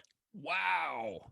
So ambassadors of Britain, Australia, and the United States all sent messages from Jakarta that showed their knowledge of military intervention, ultimately displayed deference to the government of Indonesia. So the United States, the United States, declassified documents also reveal that Kissinger fully understood that the invasion of East Timor involved the illegal use of U.S. supplied military equipment because it was not used in self-defense as required by law. And in January of 1976, the American ambassador to the UN, Daniel Moynihan, sent a secret cable to Kissinger, updating him on his success of blocking UN action. And he said, "Department of State desired that the United Nations prove utterly ineffective. This task was given to me, and I carried it through with no inconsiderable success." So Indonesia was a major site of U.S. energy and raw materials investment and an important petroleum exporter. It's also strategically located near vital shipping lanes. Nixon had even called Indonesia the greatest prize in Southeast Asia. So couple that with Cold War politics, as there was false propaganda coming from Suharto in Jakarta claiming that the East Timorese were communists. Moving on to Australia, despite being promised aid and support for assisting the Australians and the Allies during World War II, Australia saw Indonesia as a powerful ally to the north and refused to intervene, and didn't do so until later on in the 90s. And as you mentioned already, with the sale of military material, Great Britain sold Hawk aircrafts, missiles, helicopters, frigates, armored vehicles, and military communication technology, all to Indonesia. While courting the government in Jakarta, Margaret Thatcher received an award from the Suharto regime. Jeez, man. Saying, "I am proud to be one of you." And Ugh. back home, British politicians supported the sale of this material, saying it would create jobs. This is my favorite thing about doing this show with you, Keith, is that each of us go away for a week and we do all of our reading and we find everything that we want to talk about. And then I didn't know any of that. I've been looking at this topic now for the last 3 weeks off and on. I didn't know any of those things that you just said. The big wink with Ford, that's heavy stuff, man. Should we get into the Santa Cruz line within the song? Yeah, what did you find out about Santa Cruz? So check this out. As everybody knows, the lyric is, "And in the shadows of Santa Cruz, she crossed her fingers behind her back." So in late October 1991, Indonesian troops found a group of resistance members who wanted independence for East Timor, and they found them in a church in Dili, the capital of Timor-Leste. So a confrontation broke out, leaving a pro-integration activist and a pro-independence activist dead. Sebastião Gomez was a supporter of independence for East Timor, who was taken out of the church and shot by Indonesian troops. And integration activist Afonso Henriques was stabbed and killed during the fight as well. The Santa Cruz massacre, so in the shadows of Santa Cruz, in the song, is about this massacre that occurred. And it was also called the Dili massacre, but this was a shooting of around 250 East Timorese pro-independence demonstrators in the Santa Cruz cemetery in the capital city of Dili on the 12th of November in 1991. During the Indonesian occupation of East Timor, is part of the East Timorese genocide that we've been talking about. So the pro-independence protesters were memorializing Gomez, who was killed when the violence occurred, and the march was organized by Bela Gallos's uncle, Constancio Pinto. And I love the imagery of Bela Gallos crossing her fingers behind her back because, and this is from Propaganda's website, in the aftermath of the massacre, which Bella survived, she joined the Indonesian Military Youth Corps to mask her involvement in the pro-independence demonstration. Pro-independence demonstrators were basically looked for, hunted down. And so she goes and says, I want to join the Indonesian Military Youth Corps. And they're like, oh, what a patriot. So for 3 years after the massacre, the Indonesian authorities trained her to fight against her own people. So she was when she took basically the oath or whatever, it was like crossing your fingers to say that you're I'm telling a lie right now, but you cross your fingers behind your back and you take your oath, but you're not telling the truth. During this time, Bella used her army salary to help the resistance movement. That's awesome. I know. Man. Something else that I discovered, and I know that you found this too, was that Amy Goodman from Democracy Now! Was at the Santa Cruz massacre and recorded the whole thing, which is super intense because Goodman was beaten and her colleague Alan Nairn got a fractured skull while protecting Amy Goodman from getting beaten by the Indonesian military at the Santa Cruz massacre.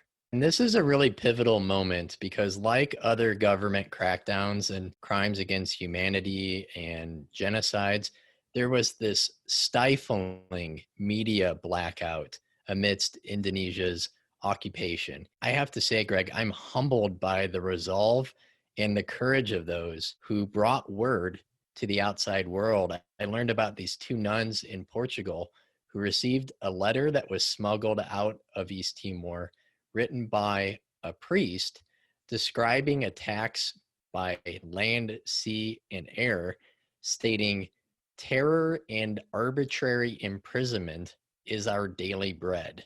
And then related to the mass, the killing of Sebastio Gomez that you mentioned. So there's this Catholic mass and rally planned. There was a 2-kilometer march between the church and the graveyard where he was interned. And according to the British journalist Max Stahl, who was present and filmed the rally and the subsequent massacre, he said everyone knew the military would respond to the rally with an attack. They just didn't know what exactly they would do or when.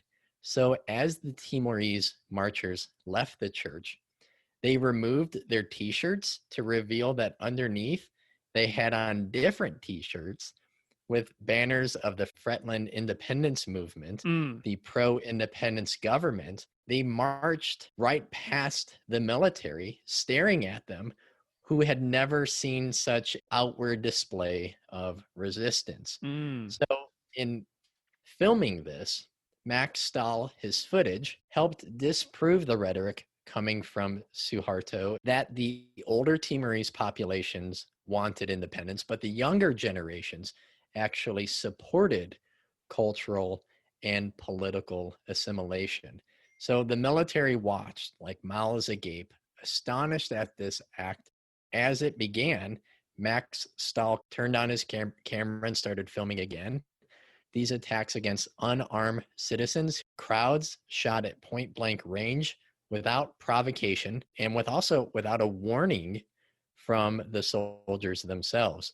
He eventually hid in a cemetery behind a tombstone as the military deployed bayonets, stabbing the injured civilians who had fallen to the ground. And Max remembered as he hid, he saw next to him and he filmed him, a young man aiding another severely wounded marcher who was shot in the chest or stomach, cradling this mortally wounded boy, staring at the soldiers, despite having the chance to escape. And he didn't even know the person. That is power. That is heroism, that he was willing to die before he would sacrifice his humanity and convictions. And that's courage that I will never know and understand. Never. So Max hid the footage in a recently dug grave because he knew it would be confiscated and he could possibly be killed. And there were other journalists who tried to raise the alarm in hopes of inspiring Western countries to intervene. One example was Greg Shackleton, who was hung by his feet and castrated. Max Stahl retrieved the footage immediately after he was released following his arrest. He smuggled it out of the country within days of the Santa Cruz massacre. All of this bringing international focus to the violence and struggle for independence in East Timor. Oh, well, and speaking of Max Stahl, I found some more recent information involving Amy Goodman, Constancio Pinto, who's Bela Gallos' uncle, and organized that march that wound up leading to the massacre at Santa Cruz Cemetery, and also Max Stahl. So on the 25th anniversary of the massacre, which was 4 years ago, because it's been 29 years since this happened, I found that Amy Goodman interviewed Constancio Pinto, the lead organizer of the pro-independence march, who is also a Timor-Leste government minister and former ambassador to the U.S., Canada, and Mexico for Timor-Leste.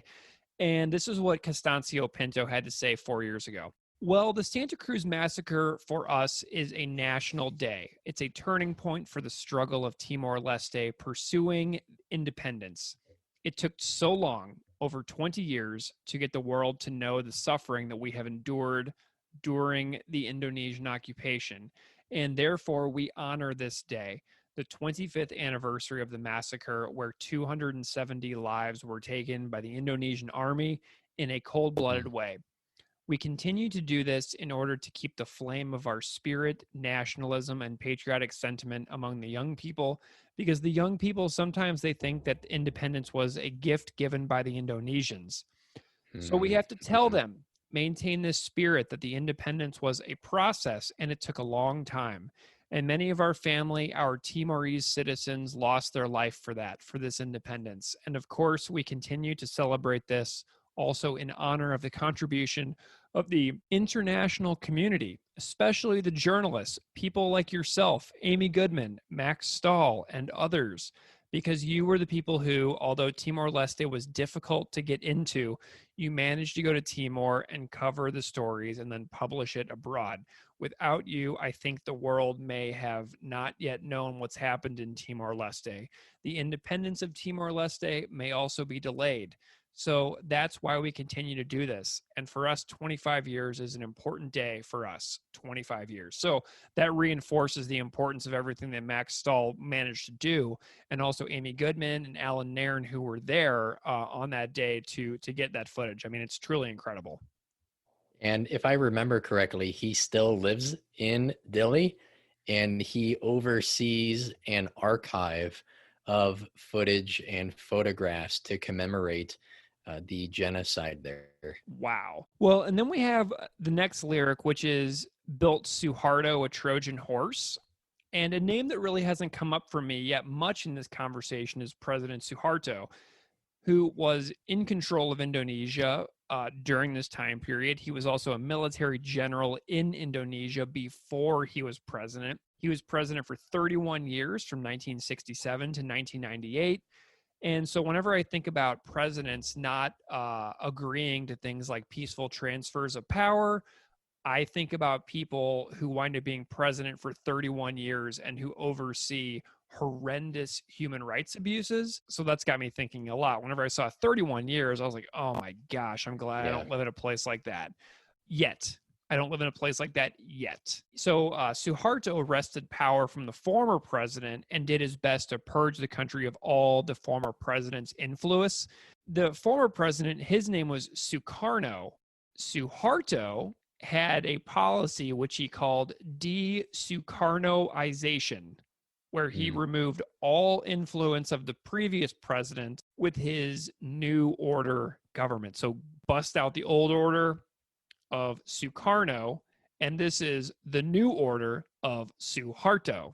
I love the imagery of the Trojan horse because, as we know, Bella was like at the Santa Cruz massacre and her uncle organized it, and then she infiltrated the Indonesian youth military group that she joined where they trained her to fight. And so she was the Trojan horse, man. The Trojan horse is a story from the Trojan War about the subterfuge that the Greeks used to enter the independent city of Troy and then win the war under cover of darkness.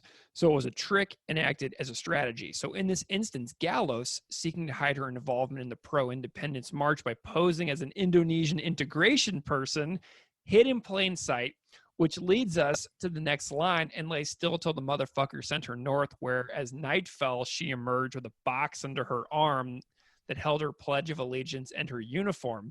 So Propaganda's website says in 1994, after months of interrogation and instruction, the Indonesian government selected Bella to represent East Timorese youth in the Canada World Youth Program.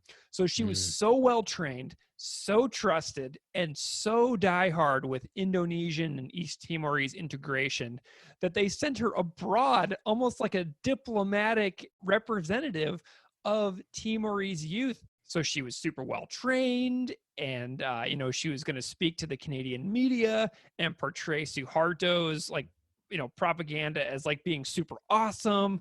And she was like the typical young Timorese, super educated and successful and very pro-integration.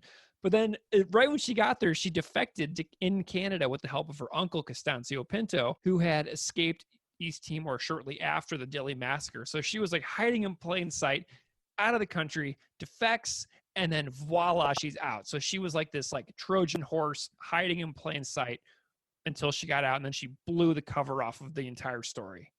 That's absolutely amazing, man. I don't know about you, man, but the very end of the song where the whisper, the truth will set my people free. That's like oh man. I know that like one of my favorite moments in Propaganda is in supporting cast where Chris goes, yes. And there's Yeah. but the truth will set my people free. I just can't even believe how good that whisper is into that outro riff. You know, post Affection, Bella like toured Canada a bunch, speaking about East Timor. She was involved with the East Timor Action Network, which is now a U.S.-based grassroots organization working in solidarity with the people of Timor-Leste, West Papua, and Indonesia. The ETAN provides information about Timor-Leste, which was, you know, invaded and subjugated by the U.S. ally Indonesia in 1975, as you talked about with Gerald Ford's big wink. I mean, that is super crazy. And, you know, Timor-Leste got their independence in 2002, and the ETAN, East Timor Action Network, does tons of work to educate, organize, advocate, you know, involving the crimes against humanity, war crimes, human rights violations in East Timor and elsewhere. So it's an organization that, you know, supports like democratic development in East Timor and just helps the country move forward. But I love the truth will set my people free line, because in January of 96, Benjamin Parwado, the Indonesian ambassador to Canada, sought out Bela Gallos's mother and told her to silence her daughter who had defected. And because the event was like causing public outcry, and the Canadian Department of External Affairs rebuked the ambassador. So he went and hunted down Bela Gallos's mom, says, you better make your daughter shut up. So the truth, which she was speaking, was very much a pain in the rear of the people who were keeping her people not free. You know, and then post-independence, Bella does return to East Timor, and she has since done work for the UN. She founded a nonprofit environmental school. She's delivered TED Talks, which you can find on YouTube. Just look Bela Gallos TED, and you'll find her TED Talks. And she's also a very well-known LGBTQIA+ activist in Timor-Leste to this day. So it appears that her work over the years has made a huge difference, and her truth has had a role in setting her people free. So it's pretty amazing. And those dickheads didn't listen to what she had to say. No, they were shit talking, man. Didn't you see they had to do their shit talking? So Greg, what's a teachable moment that you could take away from Mateka? So to me, this song looks inward. Chris is looking inward at the privilege of his own life. He's contemplating his fortunate life. But the song also totally rips musically.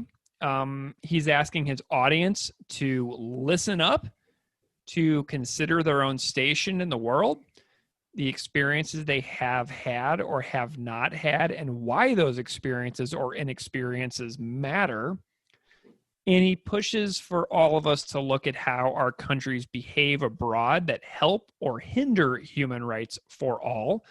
Something that stands out to me is in my classroom in the past, I've had my students do human rights violations research essays.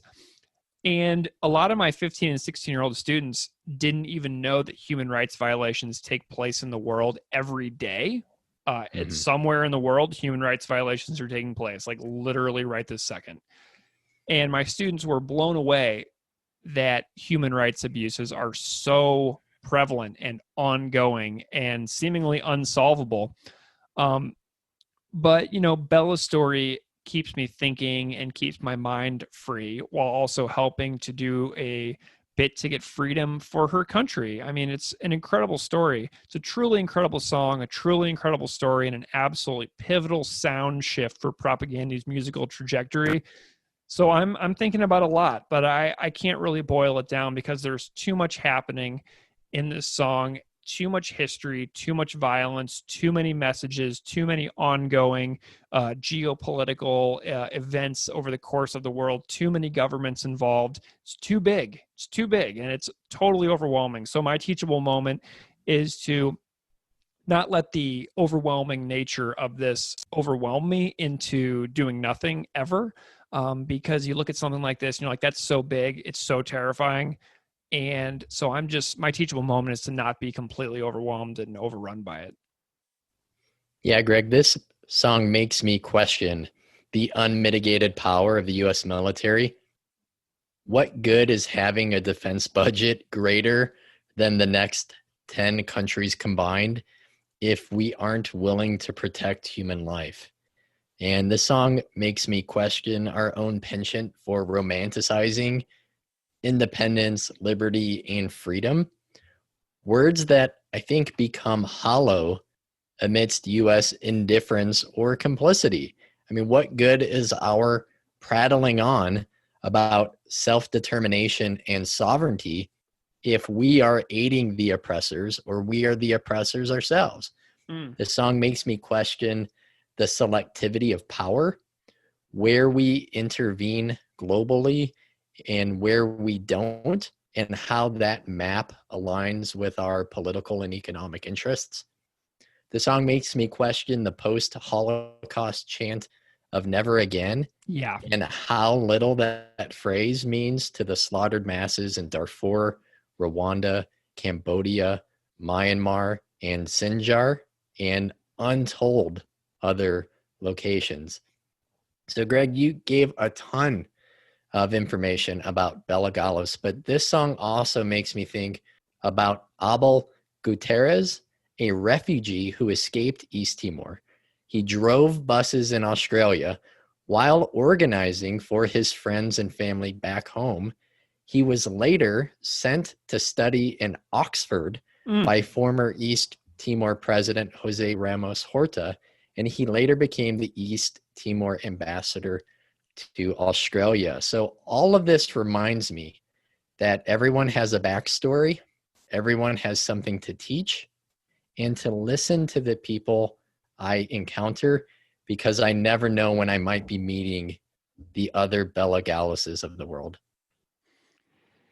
Yeah, well, we found some YouTube comments as well.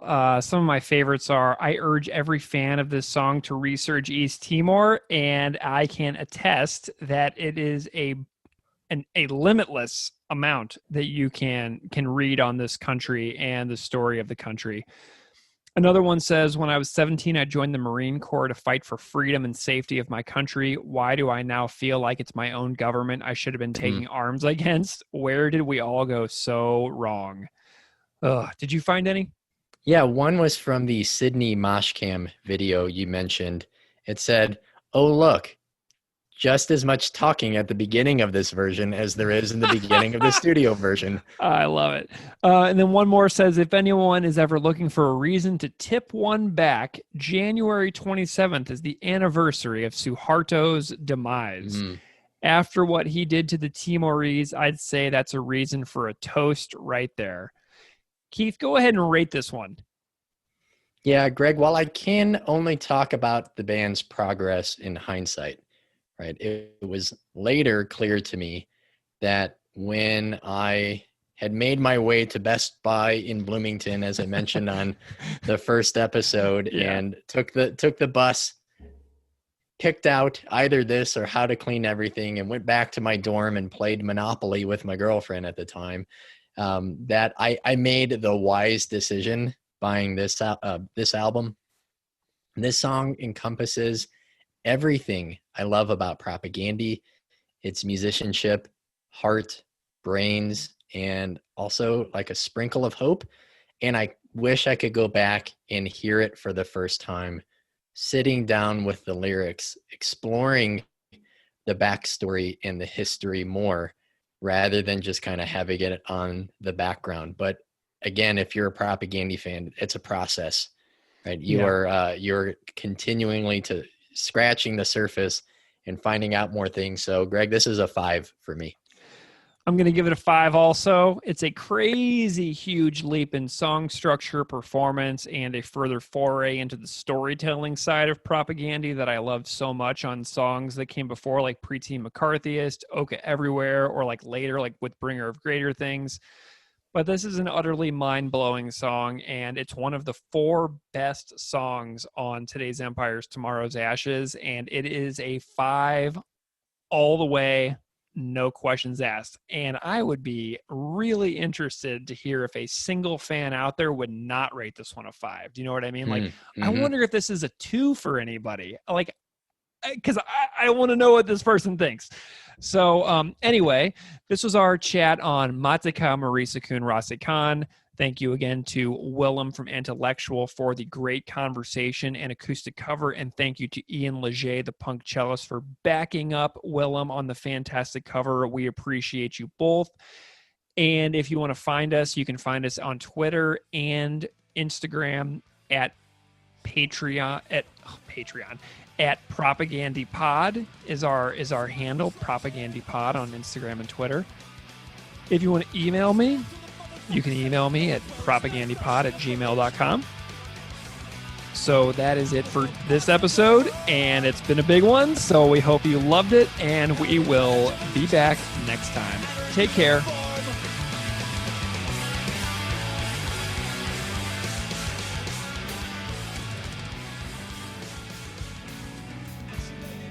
Or murdered friend in this tiny woman's shoes. You are listening to Unscripted Moments, a podcast about propaganda.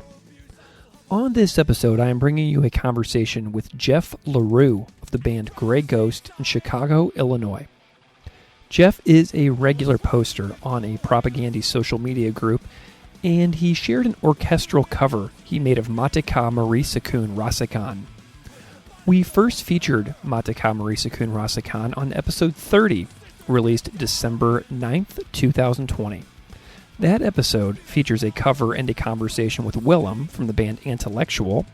Willem is accompanied on that cover on episode 30 by Ian Leger, who performs under the moniker The Punk Cellist.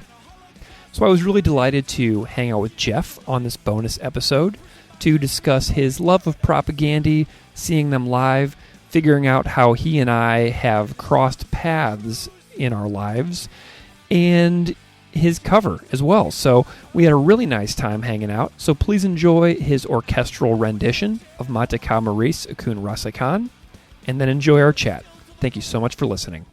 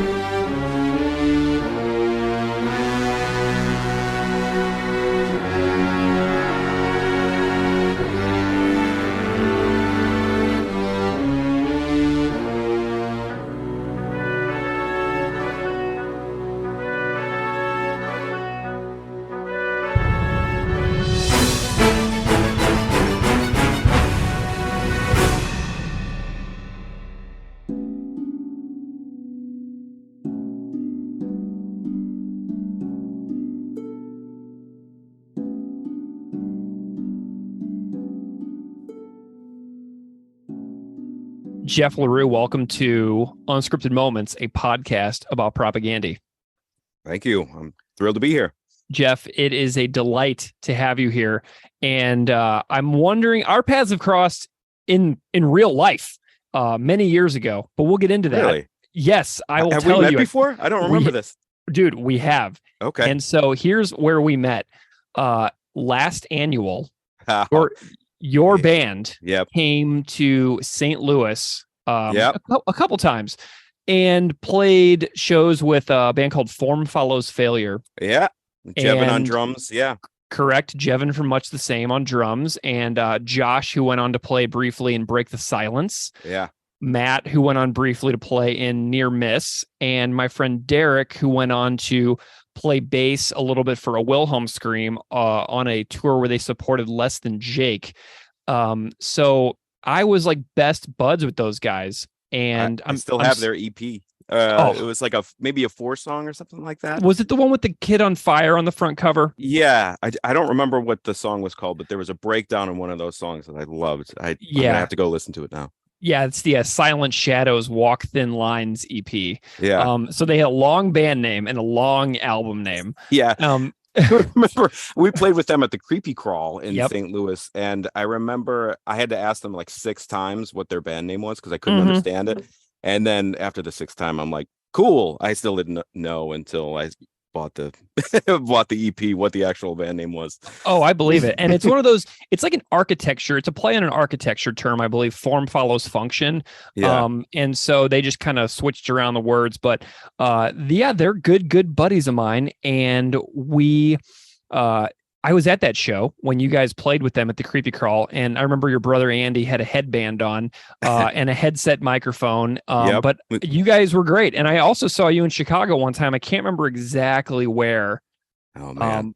But I saw you guys in Chicago one time as well. So your path and we have crossed a couple of times, but just kind of in passing, just very briefly, you know. Yeah, that's very cool. It's weird how like Last Annual was a band, so I was.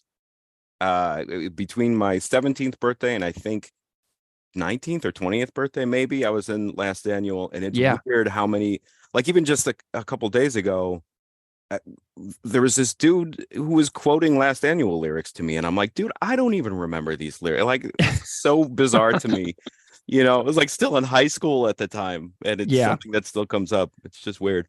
Yeah, well, I just looked on Apple Music and I cannot find Last Annual on there, so I don't know if you guys have any stuff uploaded anywhere at all. But I mean, I still have it. I mean, I could send it to you, but no one in the band is putting any effort into getting those songs up on any sort of streaming service. Yeah, just think you could all get like a royalty check once a year for like 18 cents each for some streams, you know? 18 cents would be a lot more than I would expect, but yeah. So funny. So our paths have crossed, dude. And that's cool. I like your name. So, because Jevin lived with your brother Andy for a while in Chicago before he moved back to California. So that's kind of where I was a little more in touch with Andy because of Jevin. But you popped up continuously on Facebook for me because you're a part of the Propaganda Appreciation Society on Facebook, that Facebook group. I don't post on there a whole heck of a lot, but every time I do go there, you're always posting something interesting. I know. I'm always throwing stuff out there. Yeah, well, I appreciate it because I'm always looking for something fun to latch onto, which is how we came together today, which is fabulous. But just, you know, for the listeners out there who don't know you on that Facebook group, maybe just say hey to the listeners out there and kind of say who you are and what you do. Sure. Hey listeners, how's it going? Live in Chicago. I have been in punk rock bands since 15 to 38, which is how old I am now. There have been 3 full days where I haven't been in a punk rock band. So it's just been part of my life since that age. God. And you mentioned Last Annual. I was in a Chicago band called The Hallow for a while. I played drums in a band called Counterpunch for a while. I was in a band called Contents Under Pressure. I was in a band called Bad Dudes, which lasted maybe 6 months, but that's my favorite band name of any of the bands that I've been in. Nice. Bad Dudes. And then I'm currently in a band called Gray Ghost, which kind of relates to what you were saying. I got this gusto after we recorded and released our last 3 songs. I don't remember when this was. It was 6 months ago or something like that. And I was like, you know what? I've been so influenced by Propaganda all these years. I'm just going to send them a Facebook message like, hey, I'm finally in this band that we're releasing music and like, we're all a bunch of old dudes. Like none of us are trying to get signed on major labels Mhm. or go on tour or anything like that. Like I'm not trying to ask you for anything. This is what I do. And I would love to hear any feedback that you guys have. And I think it was Todd who wrote back. He didn't sign his name in there, but for whatever reason, it just seemed like Todd's writing to me. I don't know. Yeah. Yeah. Nice. But yeah, just it meant the world to me. Like he was so complimentary and was talking about specific lyrics that were making him laugh, and he liked the sound of it. He liked the harmonies, and it was just like, hey man, keep doing what you're doing. This sounds great. And it was like this perfect moment for me where I was like, oh my God, my hero just wrote back to me. Not only did he listen to my song, but wrote back and said that he dug it. And it was just this cool moment. Well, and Todd so, is, they're so great about that too, you know? Yeah. And it's actually not the first time that they've reached back out to me, because when I was a freshman in college, I was in some sort of history class that was about like international conflicts or something like that. And I had to write a paper, and I didn't know anything about this stuff. I didn't even know how to research these kinds of things. And I remember I reached out to Propaganda. I just emailed them like, hey, you guys are knowledgeable. If you were given this subject, how would you go about researching it? And they wrote me back right away. They were like, check these books out, go to your library, go do this, check this out. You'll want to read this website. It was like, how cool is that? You know? God. Yeah. It's a real thrill. And I mean, imagine like my joy too, like a similar experience of starting a podcast, talking about their music and just being complete nerd. And then like, they're actually like, oh my gosh, this is really cool. And then, right. Yeah. And then participating to the extent that they have, where we have like, you know, at this point, like a dozen hours of interviews of just us talking to them. I mean, it's really so surreal cool. If you think about like 1998 version of myself and then this version of myself, where it's like I've gathered these collection of conversations that will mean the world to me for the rest of my life. It's just so amazing. It's so cool. They're such a special band in that regard. And I know that everybody out there feels the same way, which is why we all kind of pay so much attention to what it is that they do. Yeah. And I feel like a lot of people on that Facebook group have similar stories, because I posted that story on there, and people were like, oh, that's cool. Let's hear the music. And I posted that on there and got some good feedback. But other people were also posting in that chain how they had similar stories of them. It's just like, it's a band that is so accessible and so cool to their fans, you know? I love it. Jeff, how did you get into Propaganda? Do you remember your sort of origin story at all? Oh, yeah. So you mentioned Andy. So I was 16. Andy's 7 years older than me. So he's, 23 or something like that. We were both huge punk rock kids. My favorite band at the time was Strung Out. They were the greatest band ever to me, and I've always loved super gnarly, like intricate guitar riffage. I'm a huge Strung Out fan too. Huge. So their guitar parts were a big influence on me, and their drummer Jordan Burns was like this massive influence on how I approach drumming. So big into them. And my brother walks into my room. He's like, dude, this band's coming to town that you'd like a lot, and they never fucking tour. So I bought you tickets, and you're coming with. And so of course I'm like, okay, yeah, sounds good. I'll go see this. So I went to see Propaganda live, having never heard a single song of theirs before. Oh my God. Right. And the first thing I ever heard by Propaganda was them live playing Fuck the Border. Sorry, I'm too weak to work this place. How the fuck's it going, fuck? We had this great intro plan, but our sound guy, Mark the Butcher, fucking fucked it right up. Thanks, Mark. Hey.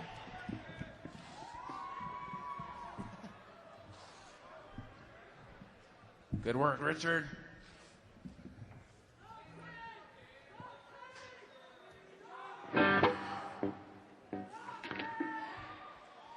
Thanks to Jay from the ADL. I believe it was Jay for his words and for coming out.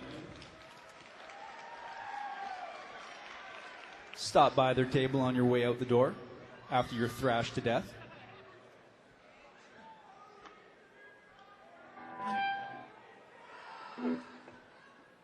Yes. Yes? Ready, Rod? I'm ready, George. Ready, Chris? This set's dedicated to Micah, who I just saw in the crowd down there somewhere. He put on the first show I ever played in the U.S. A long time ago. Minot, North Dakota. Way to get them riled up, Rod.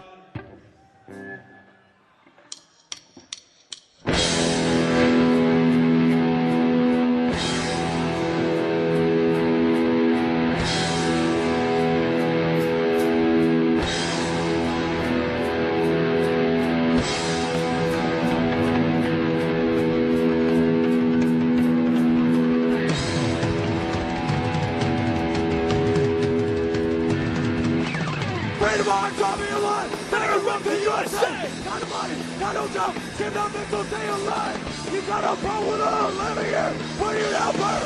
Before you fucking came. One country down. One country down. What do people do? One country down. What do people do? Send out a country.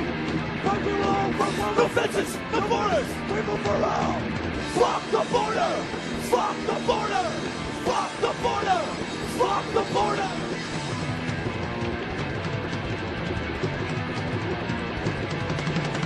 Oh, fucking time! The straight forward respect! It's a culture! Subject! It's a life of no fucking country! Angry eyes! It's in your heart! And I just remember, like, I looked over at my friend Eric, who had come with. We were both like, "Oh shit, this is another universe. Like, this is amazing." And for this chat, I almost chose "Fuck the Border" for that reason, because it was such a big moment for me. But from then on, I was like immediately hooked. Like, I bought Today's Empires at that show. I got home, and I remember going down in the basement, and I played the game Banjo-Kazooie and just put on Today's Empires. And right from the get-go, the first track was like this boom. I was hooked. And I remember I paused the game like 5 seconds into it, because the riff from Moris, it was like, I got to get my guitar. What is he playing here? Yeah. And I probably spent the next 2 hours just like listening to the song over and over, but also that intro. I was like, I need to figure out what he's doing. And I didn't come anywhere close to figuring out what he was actually playing, but it was just this weird thing that was unlike any sound I had heard from a punk rock or metal band, because it's like, they aren't just power chords. They're not just major or minor chords. They're these weird, intricate chords that I had never come across in that kind of music. So that's how I was introduced to Propaganda. Dude, amazing. So I think I actually found the show you went to. Did you go to, was Congress. it Congress Theater, March Yep. 3rd, 2003? Yeah, it's up on YouTube, I think. Yeah, I'm looking at the videos right now. It was either January 3rd or March 3rd. I can't tell if the dating is like the European or the American month first or day first. I think it's March, because I think the album came out in February. I might be totally wrong on this, but I think the album came out in February, and they went on tour right away. And we were like, Chicago was pretty early on that tour, I think. Dude, I think that's one of the only shows that I was able to find where they played Ladies Night in Loserville live. Yeah. Like that episode, I think that's the one that I ripped off YouTube to include in the Ladies Night episode. Yeah. That I've gone back and watched that a handful of times, because it's like the video and all audio quality aren't 100%. Right, they're not synced up properly. Yeah, it's so cool for me to relive that moment and be like, dude, you could probably see me in the crowd as this little 16-year-old, like, holy shit, this is going to change my life. And it totally did.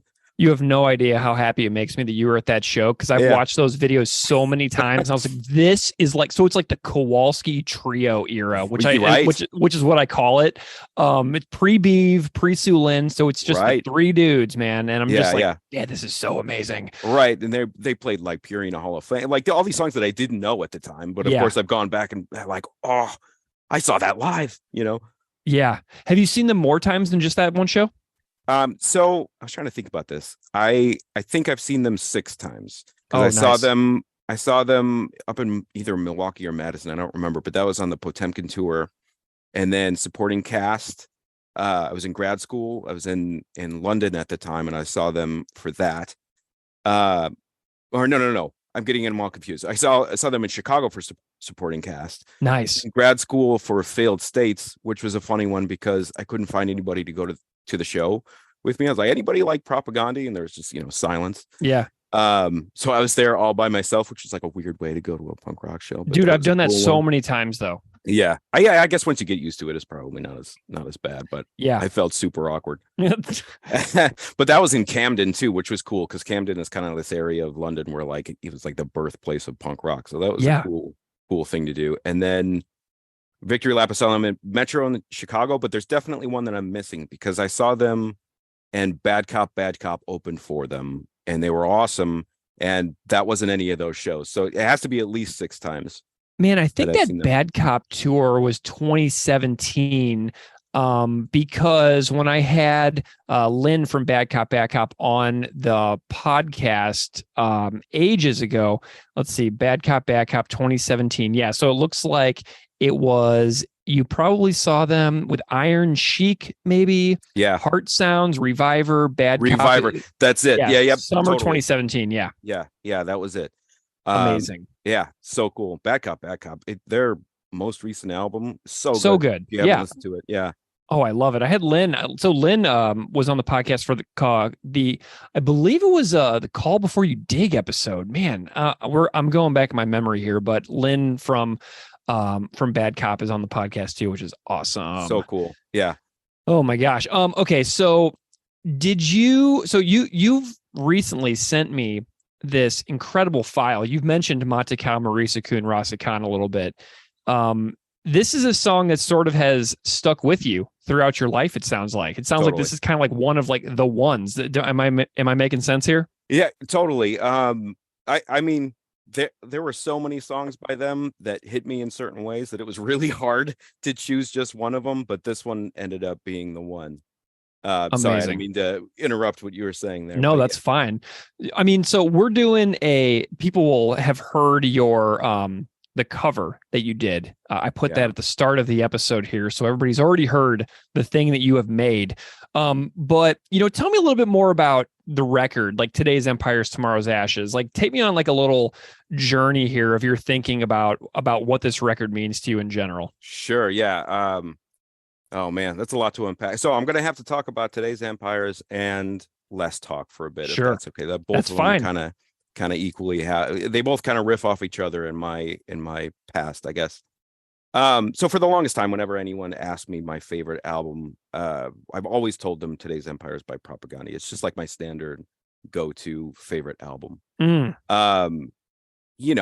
I mentioned, I saw them on their tour for that album, having no idea who they were. So buying that album and listening to it over and over and over, it just hit me at the right age. When I was perfectly primed to get sucked in by this kind of punk thrash sound that kind of unique punk thrash sound that they have going for them. But then also, my how do I word it? Like my brain hadn't been cracked open enough to absorb a lot of the world around me at the time, as a 16-year-old kid.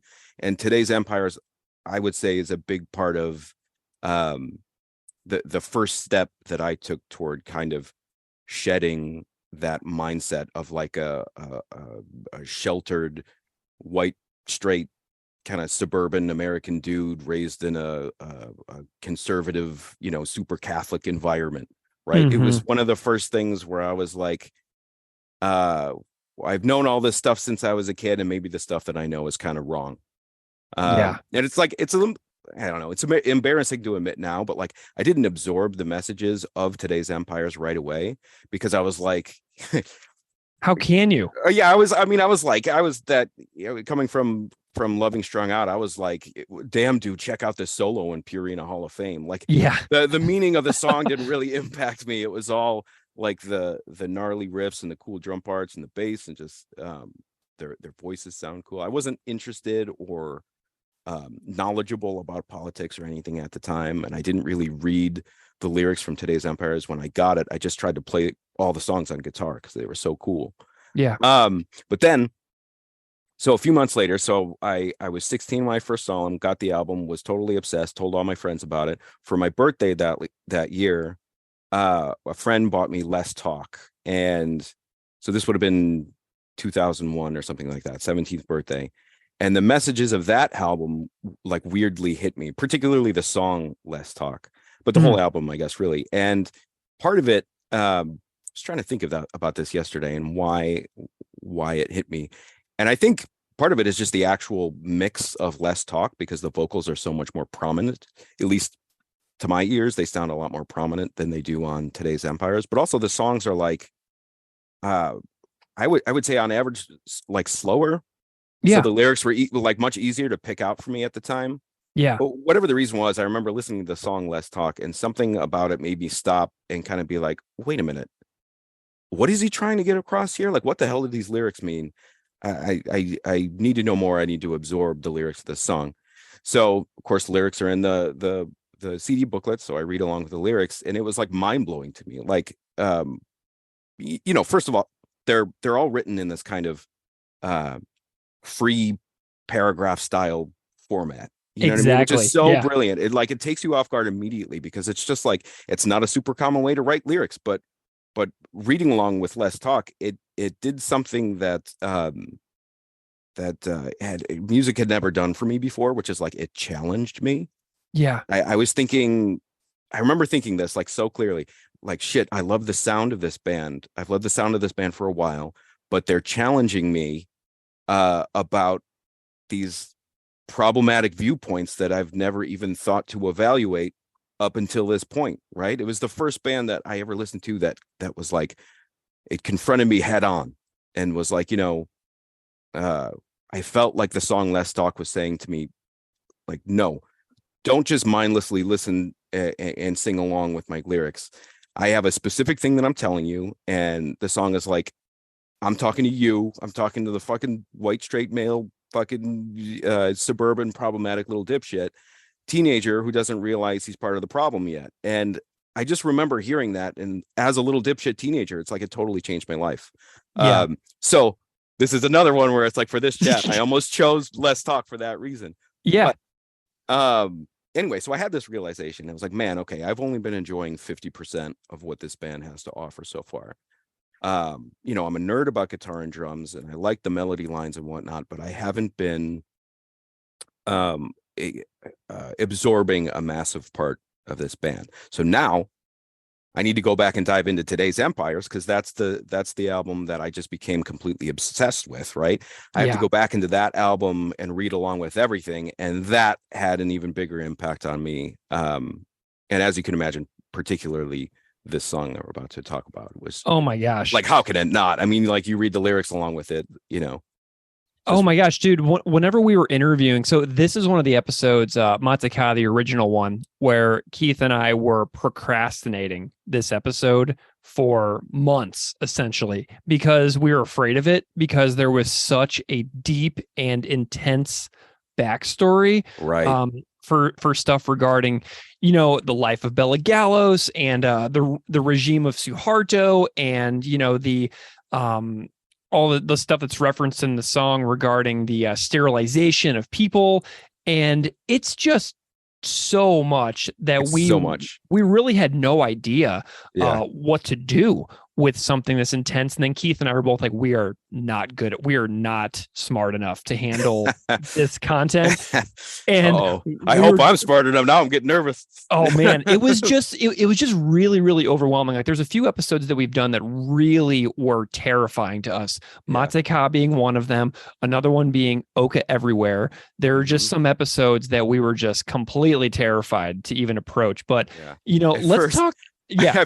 At first, I thought you were going to say you were terrified of it because you'd have to pronounce it. And like, that's been something where I'm like, I'm going to have to pronounce the name of this song, and I hope I don't mess it up on this podcast. It'd be so embarrassing. Man, you know what I did is, like, there are videos of Chris kind of introducing the song on YouTube and on their Live from Occupied Territories.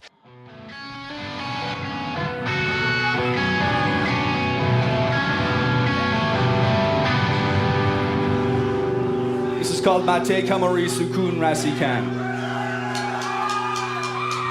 To get shit talk, I don't single file. First one, fat boys and berry skinheads who will never walk a mile. DVD that they made years ago, where he goes, "This song is called I messed it up, Mateka Moris Ukun Rasik." And so I just kind of like listened to him say it several times, and then I practiced it, and then eventually it just kind of starts to roll off the tongue. But it's that's how I learned. I mean, I just watched and listened to Chris saying it over and over. I Wouldn't got it like be the funny first if he's half. saying it wrong? That'd be hilarious. That would be amazing. Okay, so you did a cover of this song, Mateka Moris Ukun Rasik, but it's sort of like, it's a really interesting thing that you've done. You've almost turned it into sort of an orchestral arrangement adaptation. And I would love to know a little bit about the idea of how this got into your head, because this seems like an incredible amount of work that you probably had to put some hours into. And I'm wondering like why you got this idea, and then why you saw it through to the end. And I don't know if you have like a story here, but I think it's kind of like maybe it turned into a little passion project or something for you. Tell me a little bit about the origin of your creation here. Sure. Let me give you, I guess, a little bit of I got to give you some prequel story information here before we get into so I've been a film score nerd for forever. I mean, it's like the first type of music that I fell in love with was like I was that kid at 4 years old who would rewind the Beetlejuice opening credits, and I would just 2 hours just listen to that over and over and over. So like John Williams, Danny Elfman, particularly those like 80s and 90s scores. This makes a lot more sense to me now. I'm loving this. Yeah, Jerry Goldsmith, who's probably my favorite, but I mean, I could list a million of them. So, and in those younger years when I was mowing lawns to get money, all my money went to basically buying CDs. So and my collection was basically, it was like Weird Al and then 100 movie scores. You know what I mean? Like it was like everything that I was listening to up until like middle school. That is awesome. Yeah, and then later it's like I got into obviously punk rock. That was probably in between 8th and 9th grade. I stole Andy's Good Riddance comprehensive guide album.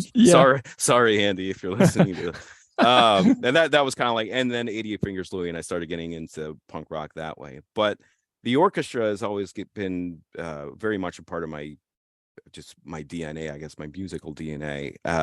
Even in the band I'm in now, Grey Ghost, it's like that's a punk rock band, but I throw in orchestra bits into a few songs just because I love the sound of it. I think it's a unique way. You don't really hear a whole lot of orchestra samples in punk rock music, so throwing it in there I think is kind of fun to do now and again. So in college, I took a few music theory classes, and I absolutely loved those classes. It's like the only time in my life where I ever got straight A's in anything. And I had gotten some orchestral samples from a company called Vienna Symphonic Library. So, but, taking music theory classes is different from taking like a composition or an orchestration class. So like I had these samples, but I didn't know how to use them, right? Sure. And so my way of trying to figure it out was, all right, let me do a couple of really easy cover songs to kind of test things out and see what I can do, if I'm even capable of making these sounds that are in my head. And I didn't want to do stuff that was already orchestral because that just seemed boring to me. Like the fun of it was turning something that wasn't orchestral into an orchestral piece. So like the first thing I did was like a Guile's theme from Street Fighter, and I did like the 90s X-Men cartoon theme and like stuff like that, where it was pretty straightforward, easy to do. There were fun little projects, but there really wasn't much creativity in there. It was just kind of like, well, these lend themselves to this. It's pretty easy to do. So it was like, all right, what else can I do? I don't want to jump into writing original songs yet because I'm not there yet. I don't know enough. And I remember driving to college. I went to community college, and I was driving in my car, and Mateka Moris comes on as it so often does, and it just kind of hit me because Chris Hanna is telling this amazing, heart-wrenching true story, and all the lyricism is couched within this kind of intricate, incredible thrash punk track, right? So it hits me that what if this song, what if this song and the subject of its lyrics, what if it were turned into a movie? What would that score sound like? And that was like the impetus thought of doing this. And it was one of those things where it's like, once I got that idea in my head, then it was like, oh, this is super exciting. I'm like, this is all I want to think about now, is how I can actually do this, if I could actually do this. So it's like part of the decision is practical. I was trying to test myself and see what I could do, but the other part of it was I just thought it would sound fucking awesome. Like I wanted to hear it. You know what I mean? Like, what would that sound like? I want to hear what that would sound like. And I don't know anybody else who would do something weird like that. So I guess I have to try. So what are we hearing? Like, if you could, like, say you were picturing an orchestra on a stage in a concert hall, and they were playing this, like, what kind of like, what instruments do you remember like programming in? Like, what are we hearing on this thing? Yeah. It's funny because it's like, practically we're hearing me sitting at a computer just doink around and try and figure out what instruments sound good where. But I remember wanting right away to start the song off really quiet, just like it does in the Propaganda track, kind of low key, and so woodwinds and strings in the beginning of it. You got some flute flutters and things like that that are kind of introducing you to this world, right, that Bella has lived, and introducing you to Chris's story the way that he's telling it, in this slow kind of way. And then it gets bombastic with the percussion and the horn section at the same point in the song where the distortion guitars come in. Right. I love that you called it a world, by the way. That was a really interesting choice of words there. Yeah. I mean, that's how it feels, right? I mean, his lyrics build a world. This is a true story, so it's something that it's not like a speculative fiction where he's building a story that's kind of like, what if this happened? This is a true story that he's telling, and getting into that is there's just a lot of layers to it. So it is that way, Yeah. I have come to see the last couple of years Propaganda's music being more defined by movements across a piece rather than parts that are put together. Does that make sense? So like it does. It kind of just reminds me of like a movement and then a second movement and then a third movement, instead of like part 1, part 2, part 3, part 4, where some of those parts can be interchangeable and like be moved around and are identical. Right. And, I saw someone recently do a wonderful piano cover of Potemkin City Limits as well, which is on YouTube. I saw that. Yeah, that's cool. God, yeah, so good. And, I've heard this one many times, and now hearing yours and hearing that Potemkin version, it just reinforces my view that Propaganda's music is movements instead of parts. And so I'm wondering, like, it's bigger than punk. It's bigger than metal. Oh, and I'm wondering if you have like an interpretation after making this thing, like, that makes sense of them as being like miniature movements to make up a full piece, instead of like, the normal song structure that you and I growing up playing in our little punk bands would have like, thought of, Totally. Yeah, you're 100% right. And I would say that there are two things going on there. I think, first of all, like you're saying, their music isn't just power chords. It's not just 3 or 4 chords in a slightly different order for a verse and a chorus, and like, even when they do a 3-chord verse, like I'm thinking of the verse for Today's Empires, those chords, they're not just power chords. Like, they have these weird, unexpected dissonant notes, open strings. I had been playing along with that song for like 20 years before I got the tab book, and I looked in the tab book and I was like, well, that was wrong. I wasn't playing that right at all. It's not the standard major or minor chord. So I'd say like that's the first basic thing. There's just more musicality going on that you can pull from to make it, whether it's a piano track or an orchestral track, there's more there for you to build off of. And that's not to say, it's like, I still love Good Riddance. I love those bands. They're basically just power chords the whole way through, or some octave chords. But like, it would be hard for me to adapt a Good Riddance song into something like piano or the orchestra, just because I feel like the weird, gnarly chords that Chris comes up with, they're just not there. So I think that's the first thing. But secondly, and this is probably more important, I think, how do I word it? So I think it's all directly tied to how their lyrics are written, which sounds weird because an orchestral version doesn't have any words in it. But the thing is, the lyrics aren't just verse, chorus, right? It's not that structure. So the music can't follow that structure. Mm-hmm. So it's like their lyrics always inform the music, right? Rather than the other way around, which is how most songwriters work, right?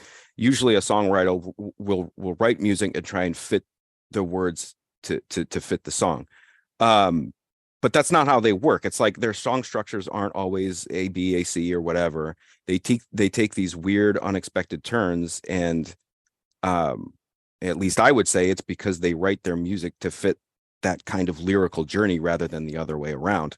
And that's something that just personally has really influenced me as a songwriter. It's like, don't force your lyrics to fit your song, force the song to fit your lyrics, because once you make that switch, when you're writing music, you never again have to ask yourself, like, how am I going to fit this line into these 4 beats or whatever? Because it's like, well, don't worry about that. Make it 5 beats, make it 6 beats. If what's important to you is the message of the song, you make that song fit the message that you're trying to get across rather than the other way around. Oh, man, that is so interestingly stated, because like I was struggling with that concept. Like whenever we were talking about songs like Die Jugend marschiert, the way the lyrics come in in a very specific way, sung over the top of the song. I think on that episode I was talking about how it felt like the lyrics were kind of like almost like shoehorned in, and now I realized that I was completely wrong. It's so weird because it's like it seems like such a small little difference, but it's humongous. Like I bet that dude who did the Potemkin City Limits piano video understood this, at least intuitively, because that track is like a perfect example of what I'm talking about.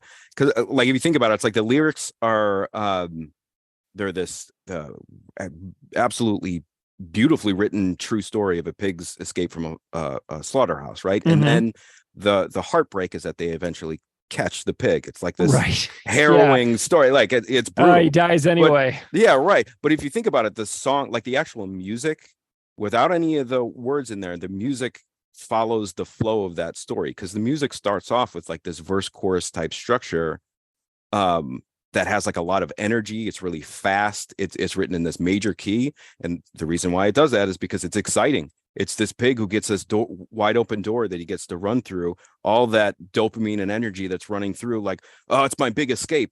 It's written in a major key. It sounds more happy. But then as the song goes on, the pace kind of slows down a little bit. The hopeful tone of the music that was in the beginning of the song, that kind of drowns out. And by the end of it, it's like this it's not doing double time anymore. It's slowed down. The true story ends kind of the same way that the music ends. It's like, hey, the true story ends in this perverse way where the rush of escaping isn't there anymore. So the music reflects that and then follows along with it. It's fucking brilliant. Like I love that song.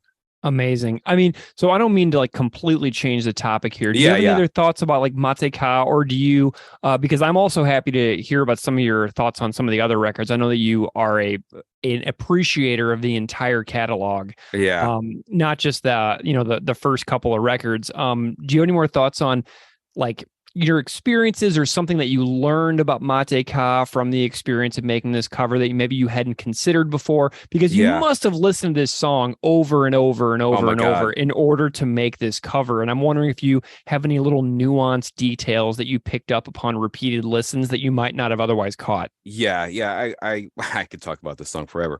I feel like I'm kind of wrestling, because I could go on another background tangent and then talk about the lyrics of the song, or I can talk about how I approach writing. We can go either way. And I mean, let's do lyrics a little bit. I'm curious on your thoughts here, because I'm always happy to hear people's own experiences in relation to a particular song. Because whenever we break down a song here, I mean, it's just our interpretations oftentimes, which, it's a lot of people have written me like, man, I totally disagree. So I'm always open to hearing what other people think about these. Okay, so that's like a perfect segue for what I wanted to get into, because like that's amazing to me that people will have completely different interpretations. And the reason why is like, and the reason why I love Propagandi's lyrics so much, it's like I've always liked songs that kind of I don't know what other way to say it, but like don't have a huge amount of room for interpretation. Like we talk about Mate Ka Moris, it's like it's about a specific story. Yeah. You know what I mean? There's no way you could be like, oh, I think that that's actually about the German wall. You know, like there's no way. It's not about that. It's about this thing. You could make it a metaphor for another thing, but it's about a specific thing. And you know, I feel like there are a lot of lyricists out there who I don't know, for lack of a better word, I feel like they hide kind of laziness by making songs really vague and like completely open to interpretation. And a lot of genres that's like really celebrated, it's like, wow, this is so deep, but it's also universal. And to me, it's like, no, it's not. Interesting. It's like I you know, the clearest example I could give you is like any pop song where there's like a love song with a lot of general language, you know, you did this to me, I can't believe it, or whatever. It's like vague language so you, the listener, can mold into any situation. You can mold that into any situation you've ever been in. It's like, and people listen to that, it's like, oh, it's so universal. And I don't know, I typically don't like that. And sadly, I feel like in a lot of punk rock, I mean, I love punk rock, but I'll say like a lot of punk rock is often just as bad, where it's like you'll listen to a politically motivated punk rock song and it almost feels like you're listening to buzzwords. Like it's like, we will rise, we will fight, we will fight against the power or whatever. And those always frustrated me because it's like, as a listener, it's always like, well, okay, we're going to fight the power. How? Yeah. What are we going to fight? What power are we talking about? What specifically are you mad about? Because those elements, it's like, if the song doesn't have those elements, the song doesn't bring anything new to the table.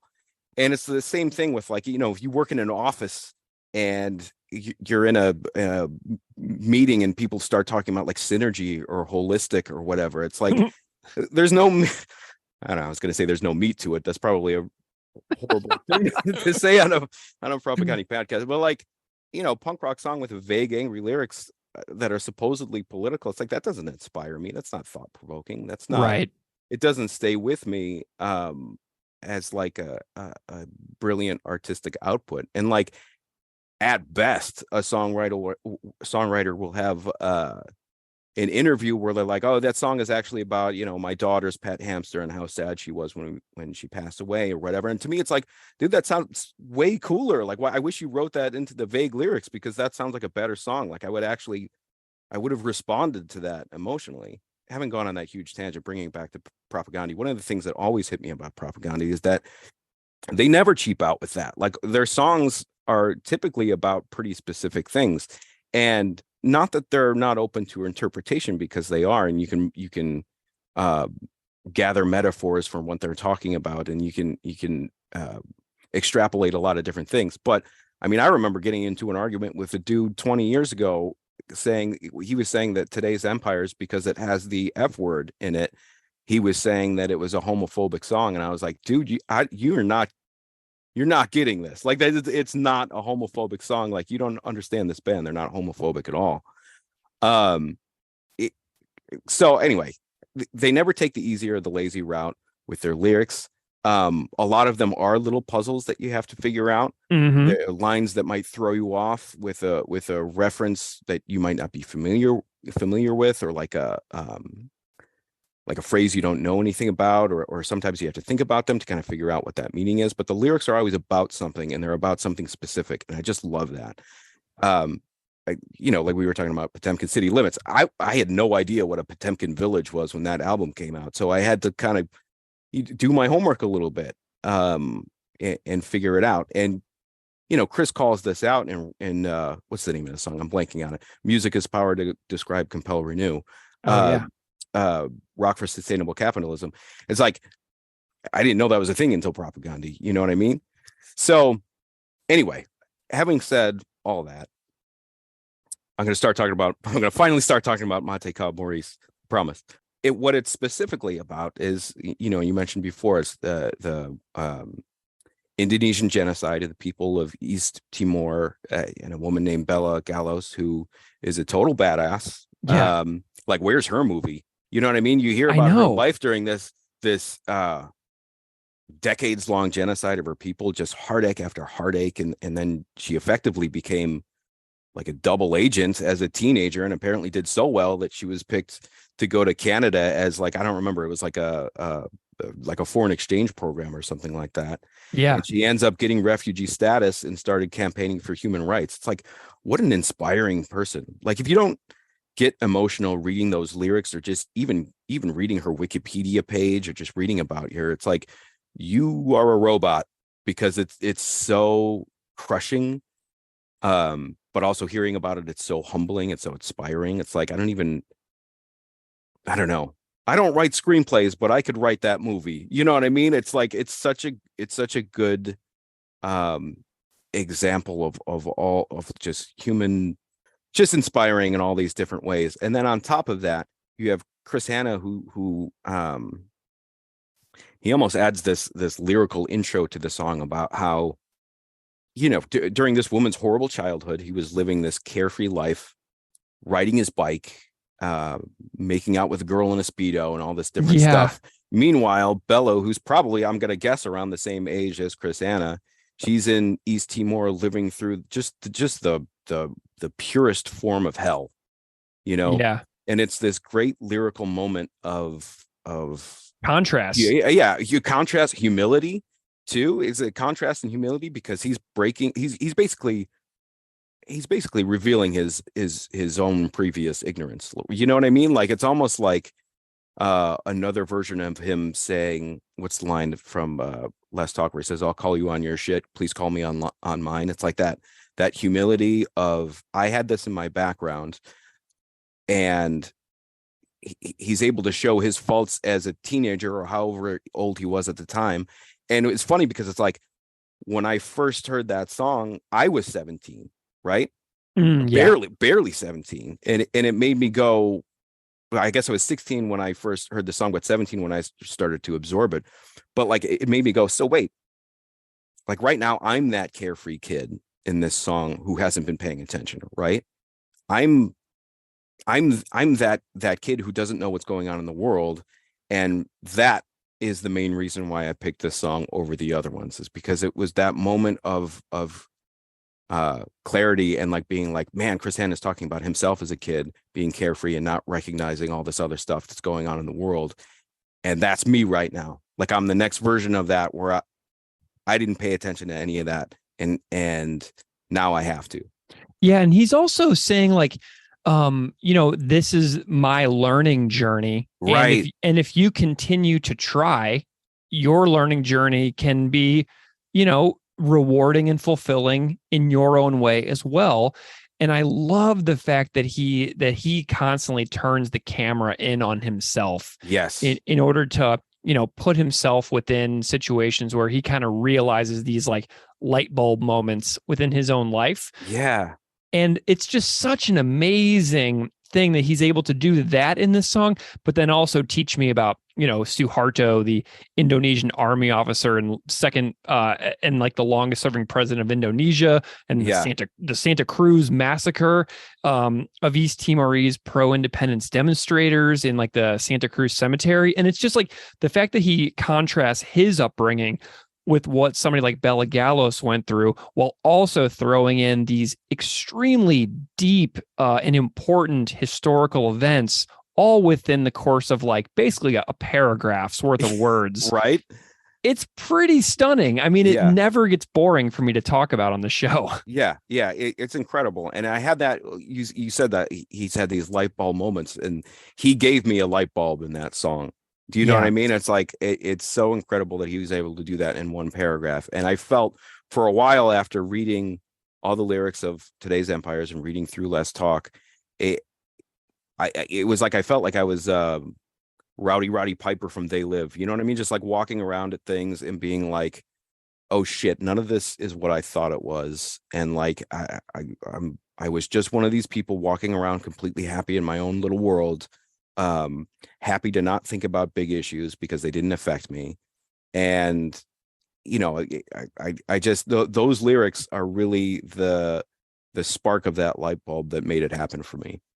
What were some of the things that you noticed about the reissue of Today's Empires that really jumped out at you? Yeah. Well, the first thing that jumped out to me was, there was a lot of EQing done on the separate instruments so that you could pick out everything a lot easier. Mm-hmm. And, I mentioned this before with Less Talk, where the vocals are much easier to grab as a listener, as a first-time listener to that album particularly, whereas they weren't really easy for me to grab the first time I listened to Today's Empires. But that new mix of Today's Empires really makes the vocals pop. You can hear kind of every different instrument very clearly in that mix. And objectively, I think it's a much better mix than the original release. But what's funny is that it's like I've listened to that original release for 20 years, and that was the one that was like a huge impact on me. So if I ever go back and listen to it, I always listen to the original one, even though I know that like objectively the newer reissue of it sounds much better. But it's like I don't know if it's just comfort food or whatever. It's like that this is the version that I'm used to, and I always just want to hear this version of it.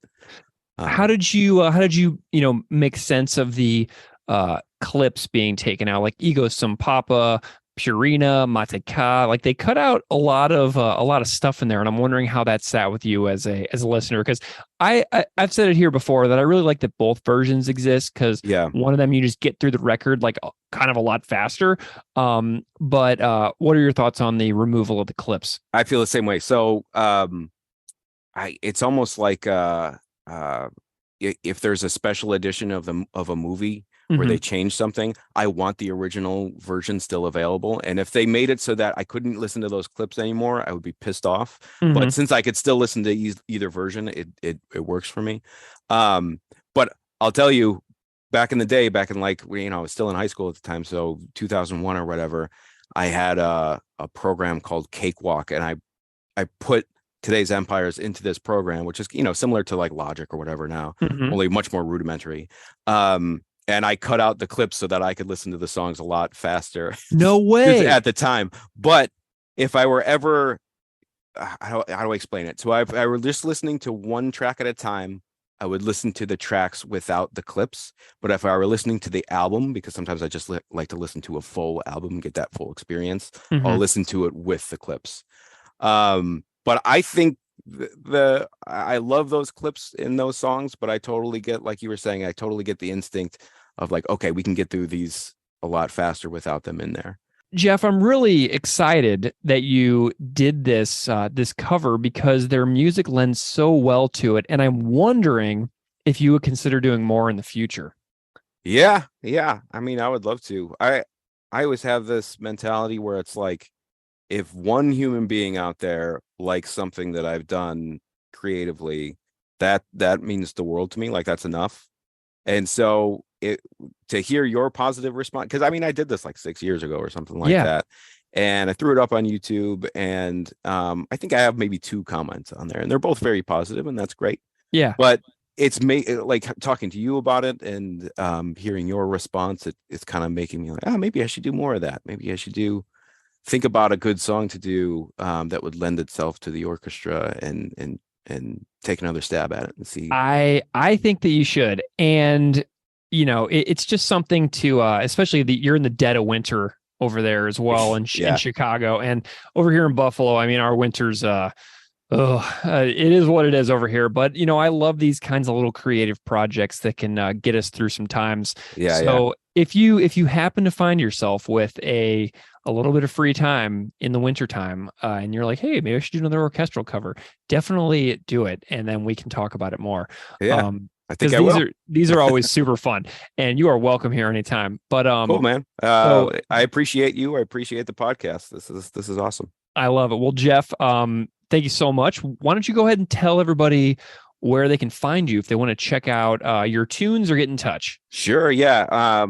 I guess get in touch. I'm on Facebook. You can find me on the Propaganda Appreciation group on Facebook.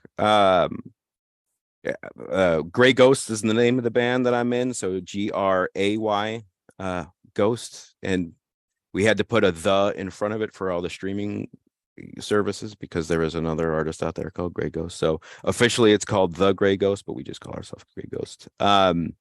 Check that out. We released a lot of music. We've been releasing 3 or 4 songs every couple of months over the last few years. It's a lot, as you can imagine, it's a lot of left-wing ideas, unsurprisingly. Typically we try and make it kind of funny, kind of humorous. So like, Like there's a song that's about being an atheist, but all the lyrics are Kurt Russell puns, so it's called Kurt Russell's Teapot. It's like things like that. We try and make people laugh while we're, saying our left wing ideas in there.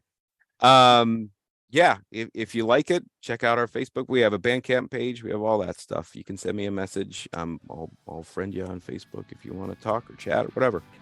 Jeff Lareau, thank you so much for coming on Unscripted Moments podcast for Propaganda. Been a real pleasure. Hell yeah, man. Thanks so much.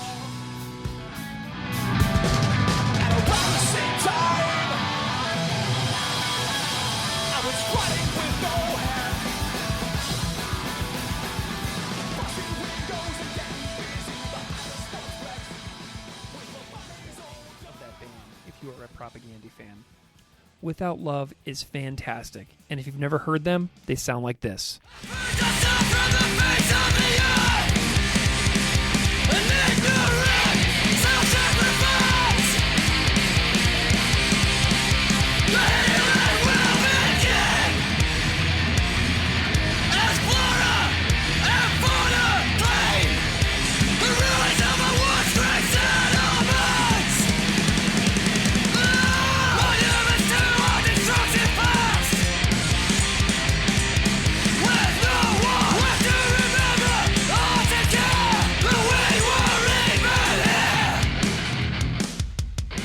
For the last few years, John and I have corresponded here and there, and I have grown to really enjoy his messages and his band and talking to him about, just general things in relation to some of the episodes that we've talked about over the last few years. It was a delight to welcome him to discuss his band, Without Love, what it's like to care about ethically sourced merch as a band in 2023 and 2024, and we then do a deep dive into his favorite Propaganda songs, A Speculative Fiction, Potemkin City Limits, and Matika Moris Ukun Rasik. During the Potemkin City Limits section, we talk quite a lot about John's time working in the factory farm animal industrial industry. So if that gives you any squeamish feelings, just heads up on that, okay? If you want to check out Without Love, go to withoutlovehc.bandcamp.com or find their EP Surrender, their split with Time Heist, and more anywhere you stream music. Thank you so much to John Schofield for joining me. Please enjoy our conversation. Well, do you want to chat about your last tune selection? Yeah. I love that we went out of chronological order here, right? We started with the 2005 record, then we went to 2009, and now we're going back to 2001 with Today's Empires, Tomorrow's Ashes, and the opening track, Matika Moris Ukun Rasik. So my first question about this tune, what do you think about the two separate versions, one including the Bela Gallos clip and one not? How do you see the two separate versions of this song that now currently exist? Yeah, I mean, I love the reissue. Just Me too. in terms of the audio quality, I think it's so much better. I mean, I love the album anyway, but yeah, it's really like a breath of fresh air hearing it with the improved production. I don't know where I sit really in terms of having it with or without the sample. I think it was very important to hear that the first, when I first heard the album, because I think anytime you hear a sample, you know that it's obviously been included for a reason, and makes you want to look into where it's from, what it's about. And I think with them taking the samples out of the whole album, I don't think it's that they, wanted to undo that. I think they probably weren't expecting to gain a whole new load of fans by doing the reissue. I think they were mainly expecting it to be received by people that already were familiar with the album. So I think Chris said maybe it was something like trying to just improve the flow of the record, which I think it does. But yeah, I think it would be a shame for people to, if that was their first exposure to that album, to miss out having the sample. But I can never listen to the new version without thinking. As soon as I hear it come in, I still cast my mind back and think about the sample. Yeah. So yeah, awesome. Yeah, I'm in two minds about it. But for me, I like having both versions. Awesome. Why did you pick this tune from Today's Empires, Tomorrow's Ashes as one of your selections? Yeah, I mean, I definitely knew I wanted a Today's Empires, Tomorrow's Ashes track out of as one of my three. And I think it's a great sets the tone for the record. It's a great opening track. And it's one that I probably one of their songs that I learnt the most from. Mm-hmm. And that that's partly in no small part due to the episode you guys did on it. Thank you. Yeah, but there's been plenty of times when I've learned a lot from Propaganda. This is definitely a prime example of that. Wonderful. Let's what do you think about the music? Because to me, this one's got like absolutely everything. This is a tune that to me was transformative in the way that I saw this band, what they were capable of musically as performers and players. This is not the first song that I heard from Today's Empires. I heard Bullshit Politicians on like Napster or LimeWire or something like that in the lead up to the album. So this is not the first song that I heard off this record because I was a little cheater and I went in and, found whatever I could find. So I heard this and Albright Monument Baghdad and Today's Empire is the title track before I ever heard this song. But then when this record came out and I went and got the actual album, obviously this comes on and it blows the doors off of everything that I thought was possible in punk. Tell me a little bit about your musical thoughts on this tune. Yeah, I think it's just a perfect album opener. It's got that very slow, sort of vulnerable intro, which really sort of, it sort of eases you into the album and then rips into the fast-paced thrash sort of guitars. And I obviously I'm looking at it with hindsight, but it must have been a real change of pace for people that were familiar with the previous two records. And I love that about it. Musically, it's really setting out their stand from the band they were going to be from this point onwards. And I think it's it's got the juxtaposition between the thrashy bits and the sort of more like mournful, sad sounding guitar parts, the sort of the higher thing, which I think I see it as like the thrashy parts are kind of like the angry parts, and the mournful sort of guitars are like the sad parts, which tie very well into the lyrics. And it's kind of got that building bit. It kind of builds in the bridge with that tension, and then it's got like a really sort of triumphant sounding ending. Just after the intro, it just sort of pulls no punches. It's just in there raging away until the end. The bass playing on this is another some great bass runs, bass fills, whatever you want to call them. For Todd, obviously this being the first track on a first studio album with him, I think it's a great bass performance too. Amazing. Yeah, I love that the slower brooding. She laid it at the gates of the general's embassy. So much like intent. Whisper echoed into dawn as she disappeared. It's got like some soul and feeling behind it too. It's really good. The truth will set my people free. Oh man, I love it. I've got like chills now just thinking about listening to it. A song I've heard 1,000 times, in the last 20 plus years. I'm just like, it still does that to me. So John, we've chatted over like Instagram DM a lot the last couple of years. And just kind of chatted about the episodes a little bit casually here and there, just kind of as buds. But I'm curious, like, I know you have a very deep connection to this song. I know you love it very much, and I'm just very curious to hear your thoughts on the connections to the lyrics that you have, because it's a really deep one, but it's a very specific one, right? It's comparing Chris's life to Bela Gallos's life in a really masterful way. Showing the differences and the compare contrast between two lived experiences. And I'm just like curious where this song, what it gets you thinking about. Yeah, I think that's something they do really well with their lyrics. I know Todd does it in quite a few of his songs, but here focusing in on one person's story as the way that they explain this, the wider story about what was happening in East Timor. I think it's just it gives people a better point of connection. than just hearing about a country that had its entire population sort of oppressed. And it's factual. It makes you want to learn more about it. These are real people. Obviously, there's the liner notes that come with the album, which was gives a lot of context to it. But yeah, I just think that's it's a very good way to do it, rather than just singing about how awful things were in East Timor, and there's all these sort of nameless faces that are being described living under oppression.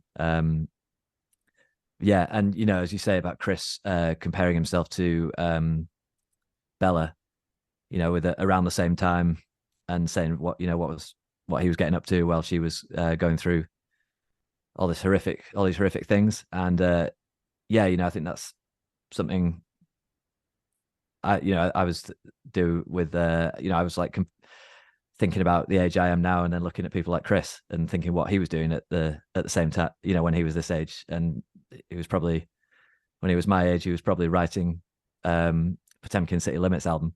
And I look at that and I'm like, some I can't imagine having the the intelligence to write lyrics about stuff like that, or the the musicality to do what was their most ambitious album in my mind.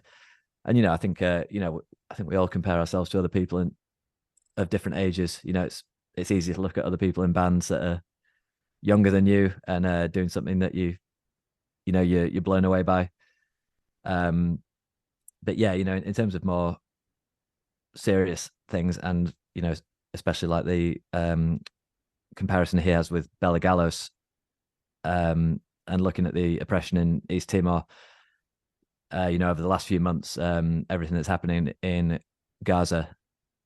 And I've been following a lot of the personal accounts of the journalists over there, and some of them are in their early 20s, right, and covering these atrocities. And yeah, you think, God, what was I doing in my early 20s? Just like nothing productive, really. And you look at what these amazing, courageous people are doing, exposing what's happening to the people of Gaza. And yeah, it goes back to what I was saying about having this personal point of connection. I think sometimes you're hearing the numbers of people that are being, the number of civilians that are being killed in Gaza, and it's kind of hard just to comprehend a number of however many tens of thousands of people have died. But when you've got these, just seeing individual stories is very impacting, and I think just gives people a sort of another way to connect in terms of empathy. Yeah, what's something crazy is that I have these memories of going to like this teaching job fair in 2006, and there was a school from Gaza that was really? hiring English language teachers, and I actually like had an interview. Really? Yeah. Yeah.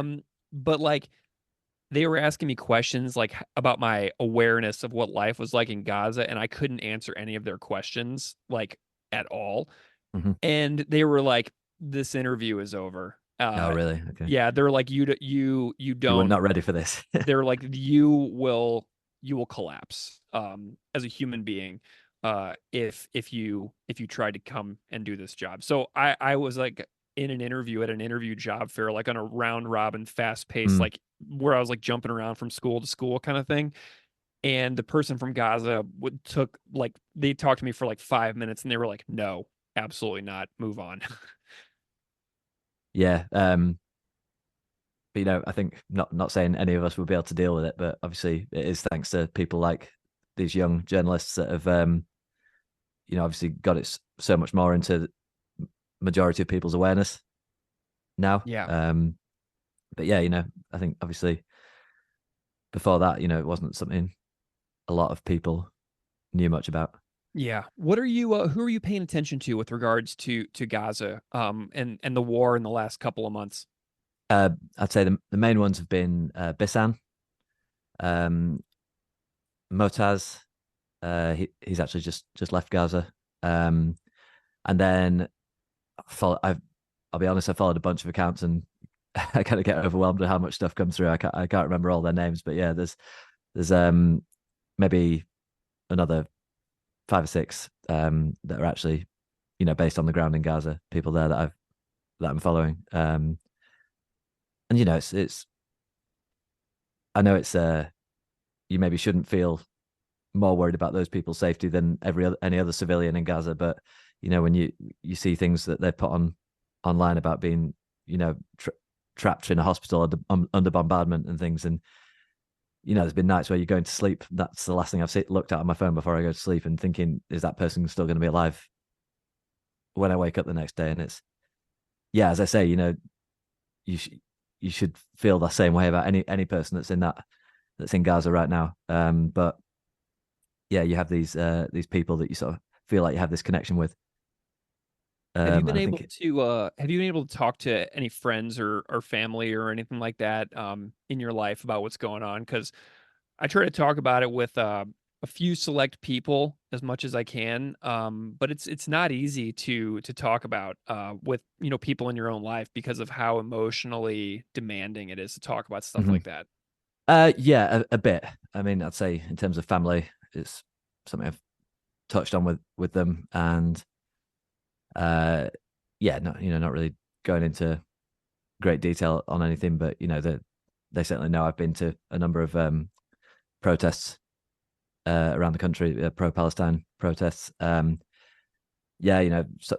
Most friends, I would say, I'm able to speak to about it. I've got some people that have told me, tried to argue with various points about things I may have said about it, which is hard, when you've got people that you hold close to you, and it's kind of alarming to see that people can believe something so different to how you're seeing the situation unfold. It definitely had some difficult conversations about it.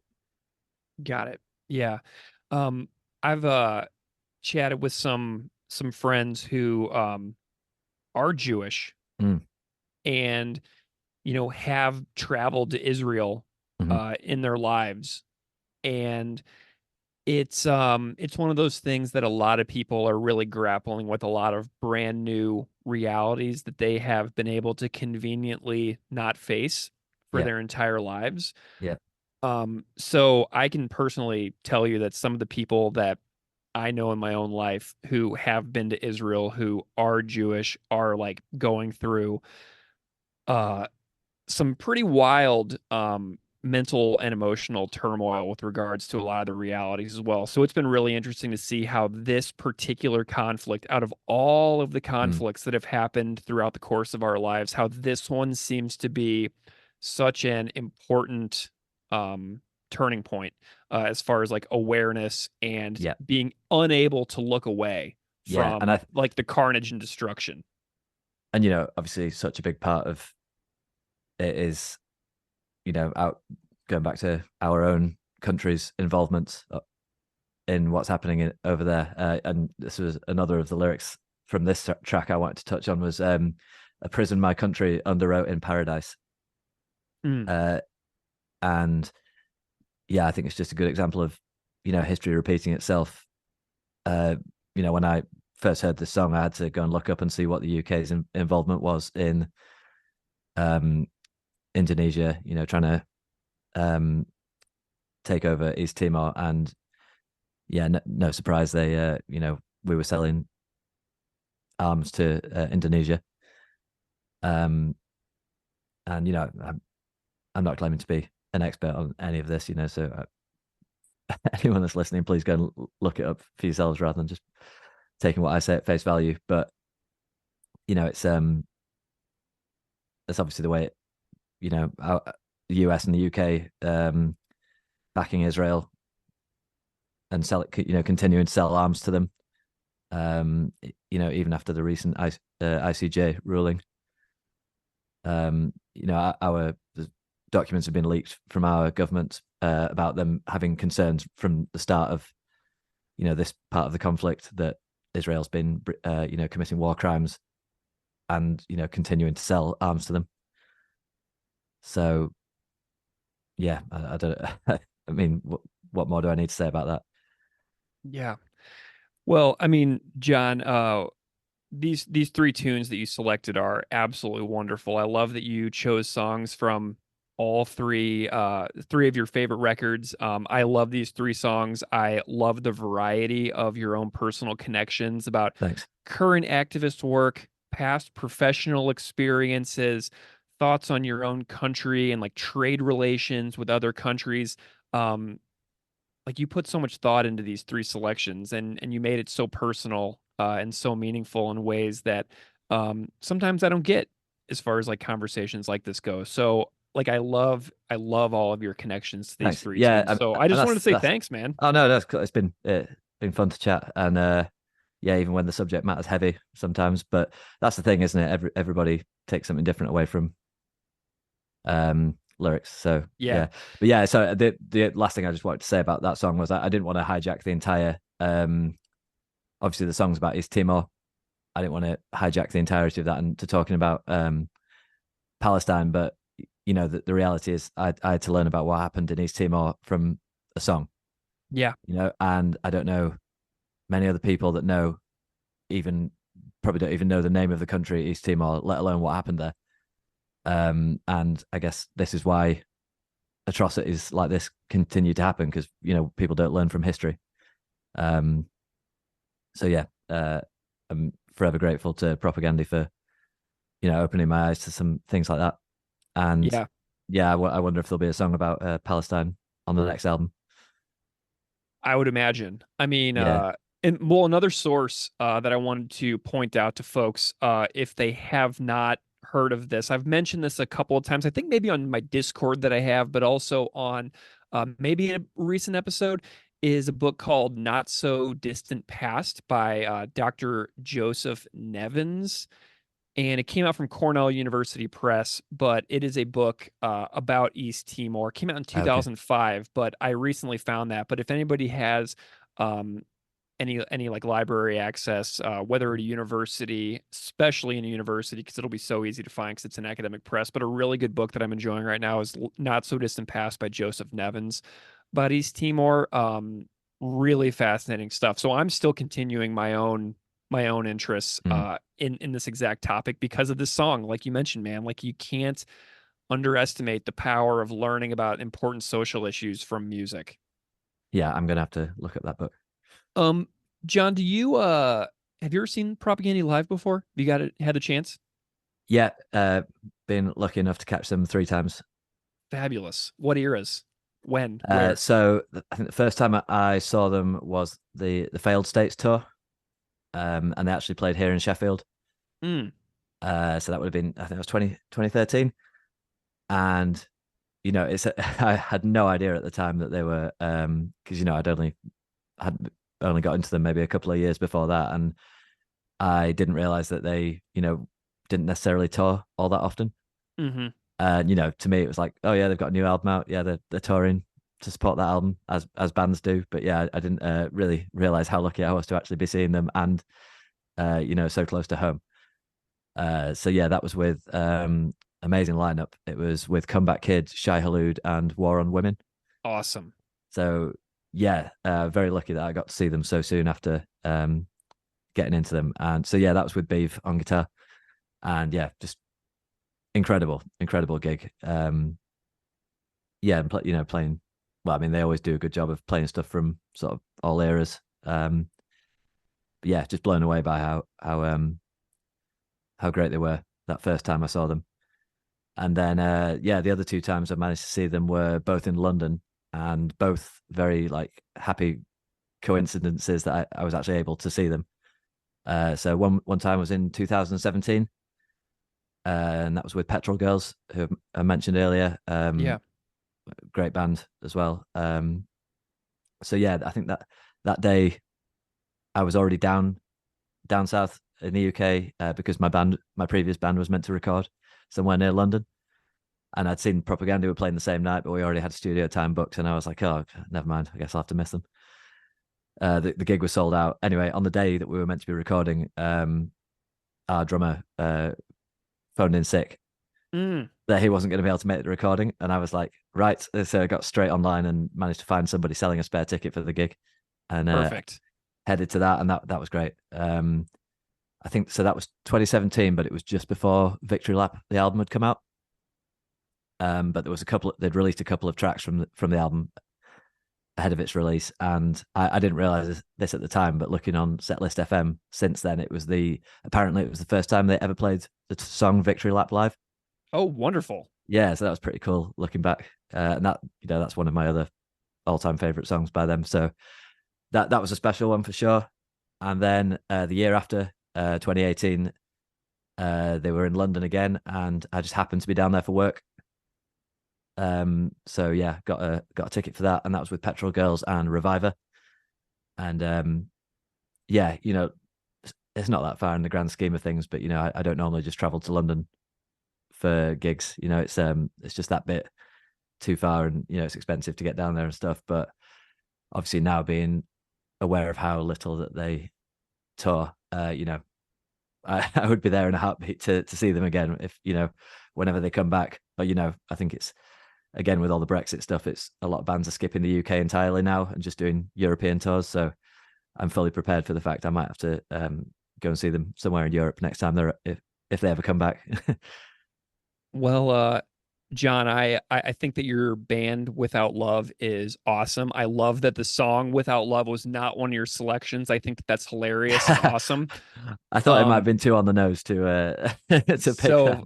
So funny. But man, what a great conversation. I'm really hoping that folks will go check out Without Love. The EP Surrender, easily findable. I was looking at your Bandcamp a few minutes ago as well. So I mean, I obviously hope everybody will go and check it out. We put a clip earlier in the intro, so I hope folks will use that as an opportunity to realize that your band pretty much properly rips, and will give you guys a little support. Thanks. Where would you direct listeners if they want to get in touch and follow along with what you all have got going on? Yeah, sure. The best place to see what we're doing is Instagram. I don't have the energy to run multiple social media accounts, so it's Without Love HC on Instagram, and yeah, we're on all the streaming platforms, and Bandcamp. Our handle for anything that we are on is Without Love HC, so hopefully you'll find us on there. We also just put a track on a compilation a couple of weeks ago. It's called A Homeland Denied, Hardcore for Gaza. It's a fundraiser compilation with over 100 bands on there, some big names, and I think it's already raised nearly $9,000 for Mecca for Peace, the charity. So that's worth going and having a look at. That's just search Hardcore for Gaza, and you'll find that. And yeah, that's everything we've got out at the moment. Yeah, we'll be working on new stuff constantly, so hopefully we'll have something out at some point. Yeah, gigs around the UK, maybe some, we'd love to get over to play mainland Europe at some point. So yeah, just follow us on Instagram, keep an eye out. Awesome. John Schofield, thank you so much for coming on Unscripted Moments, a podcast about propaganda. It's been a real pleasure. Thanks, Greg. It's been great to be here.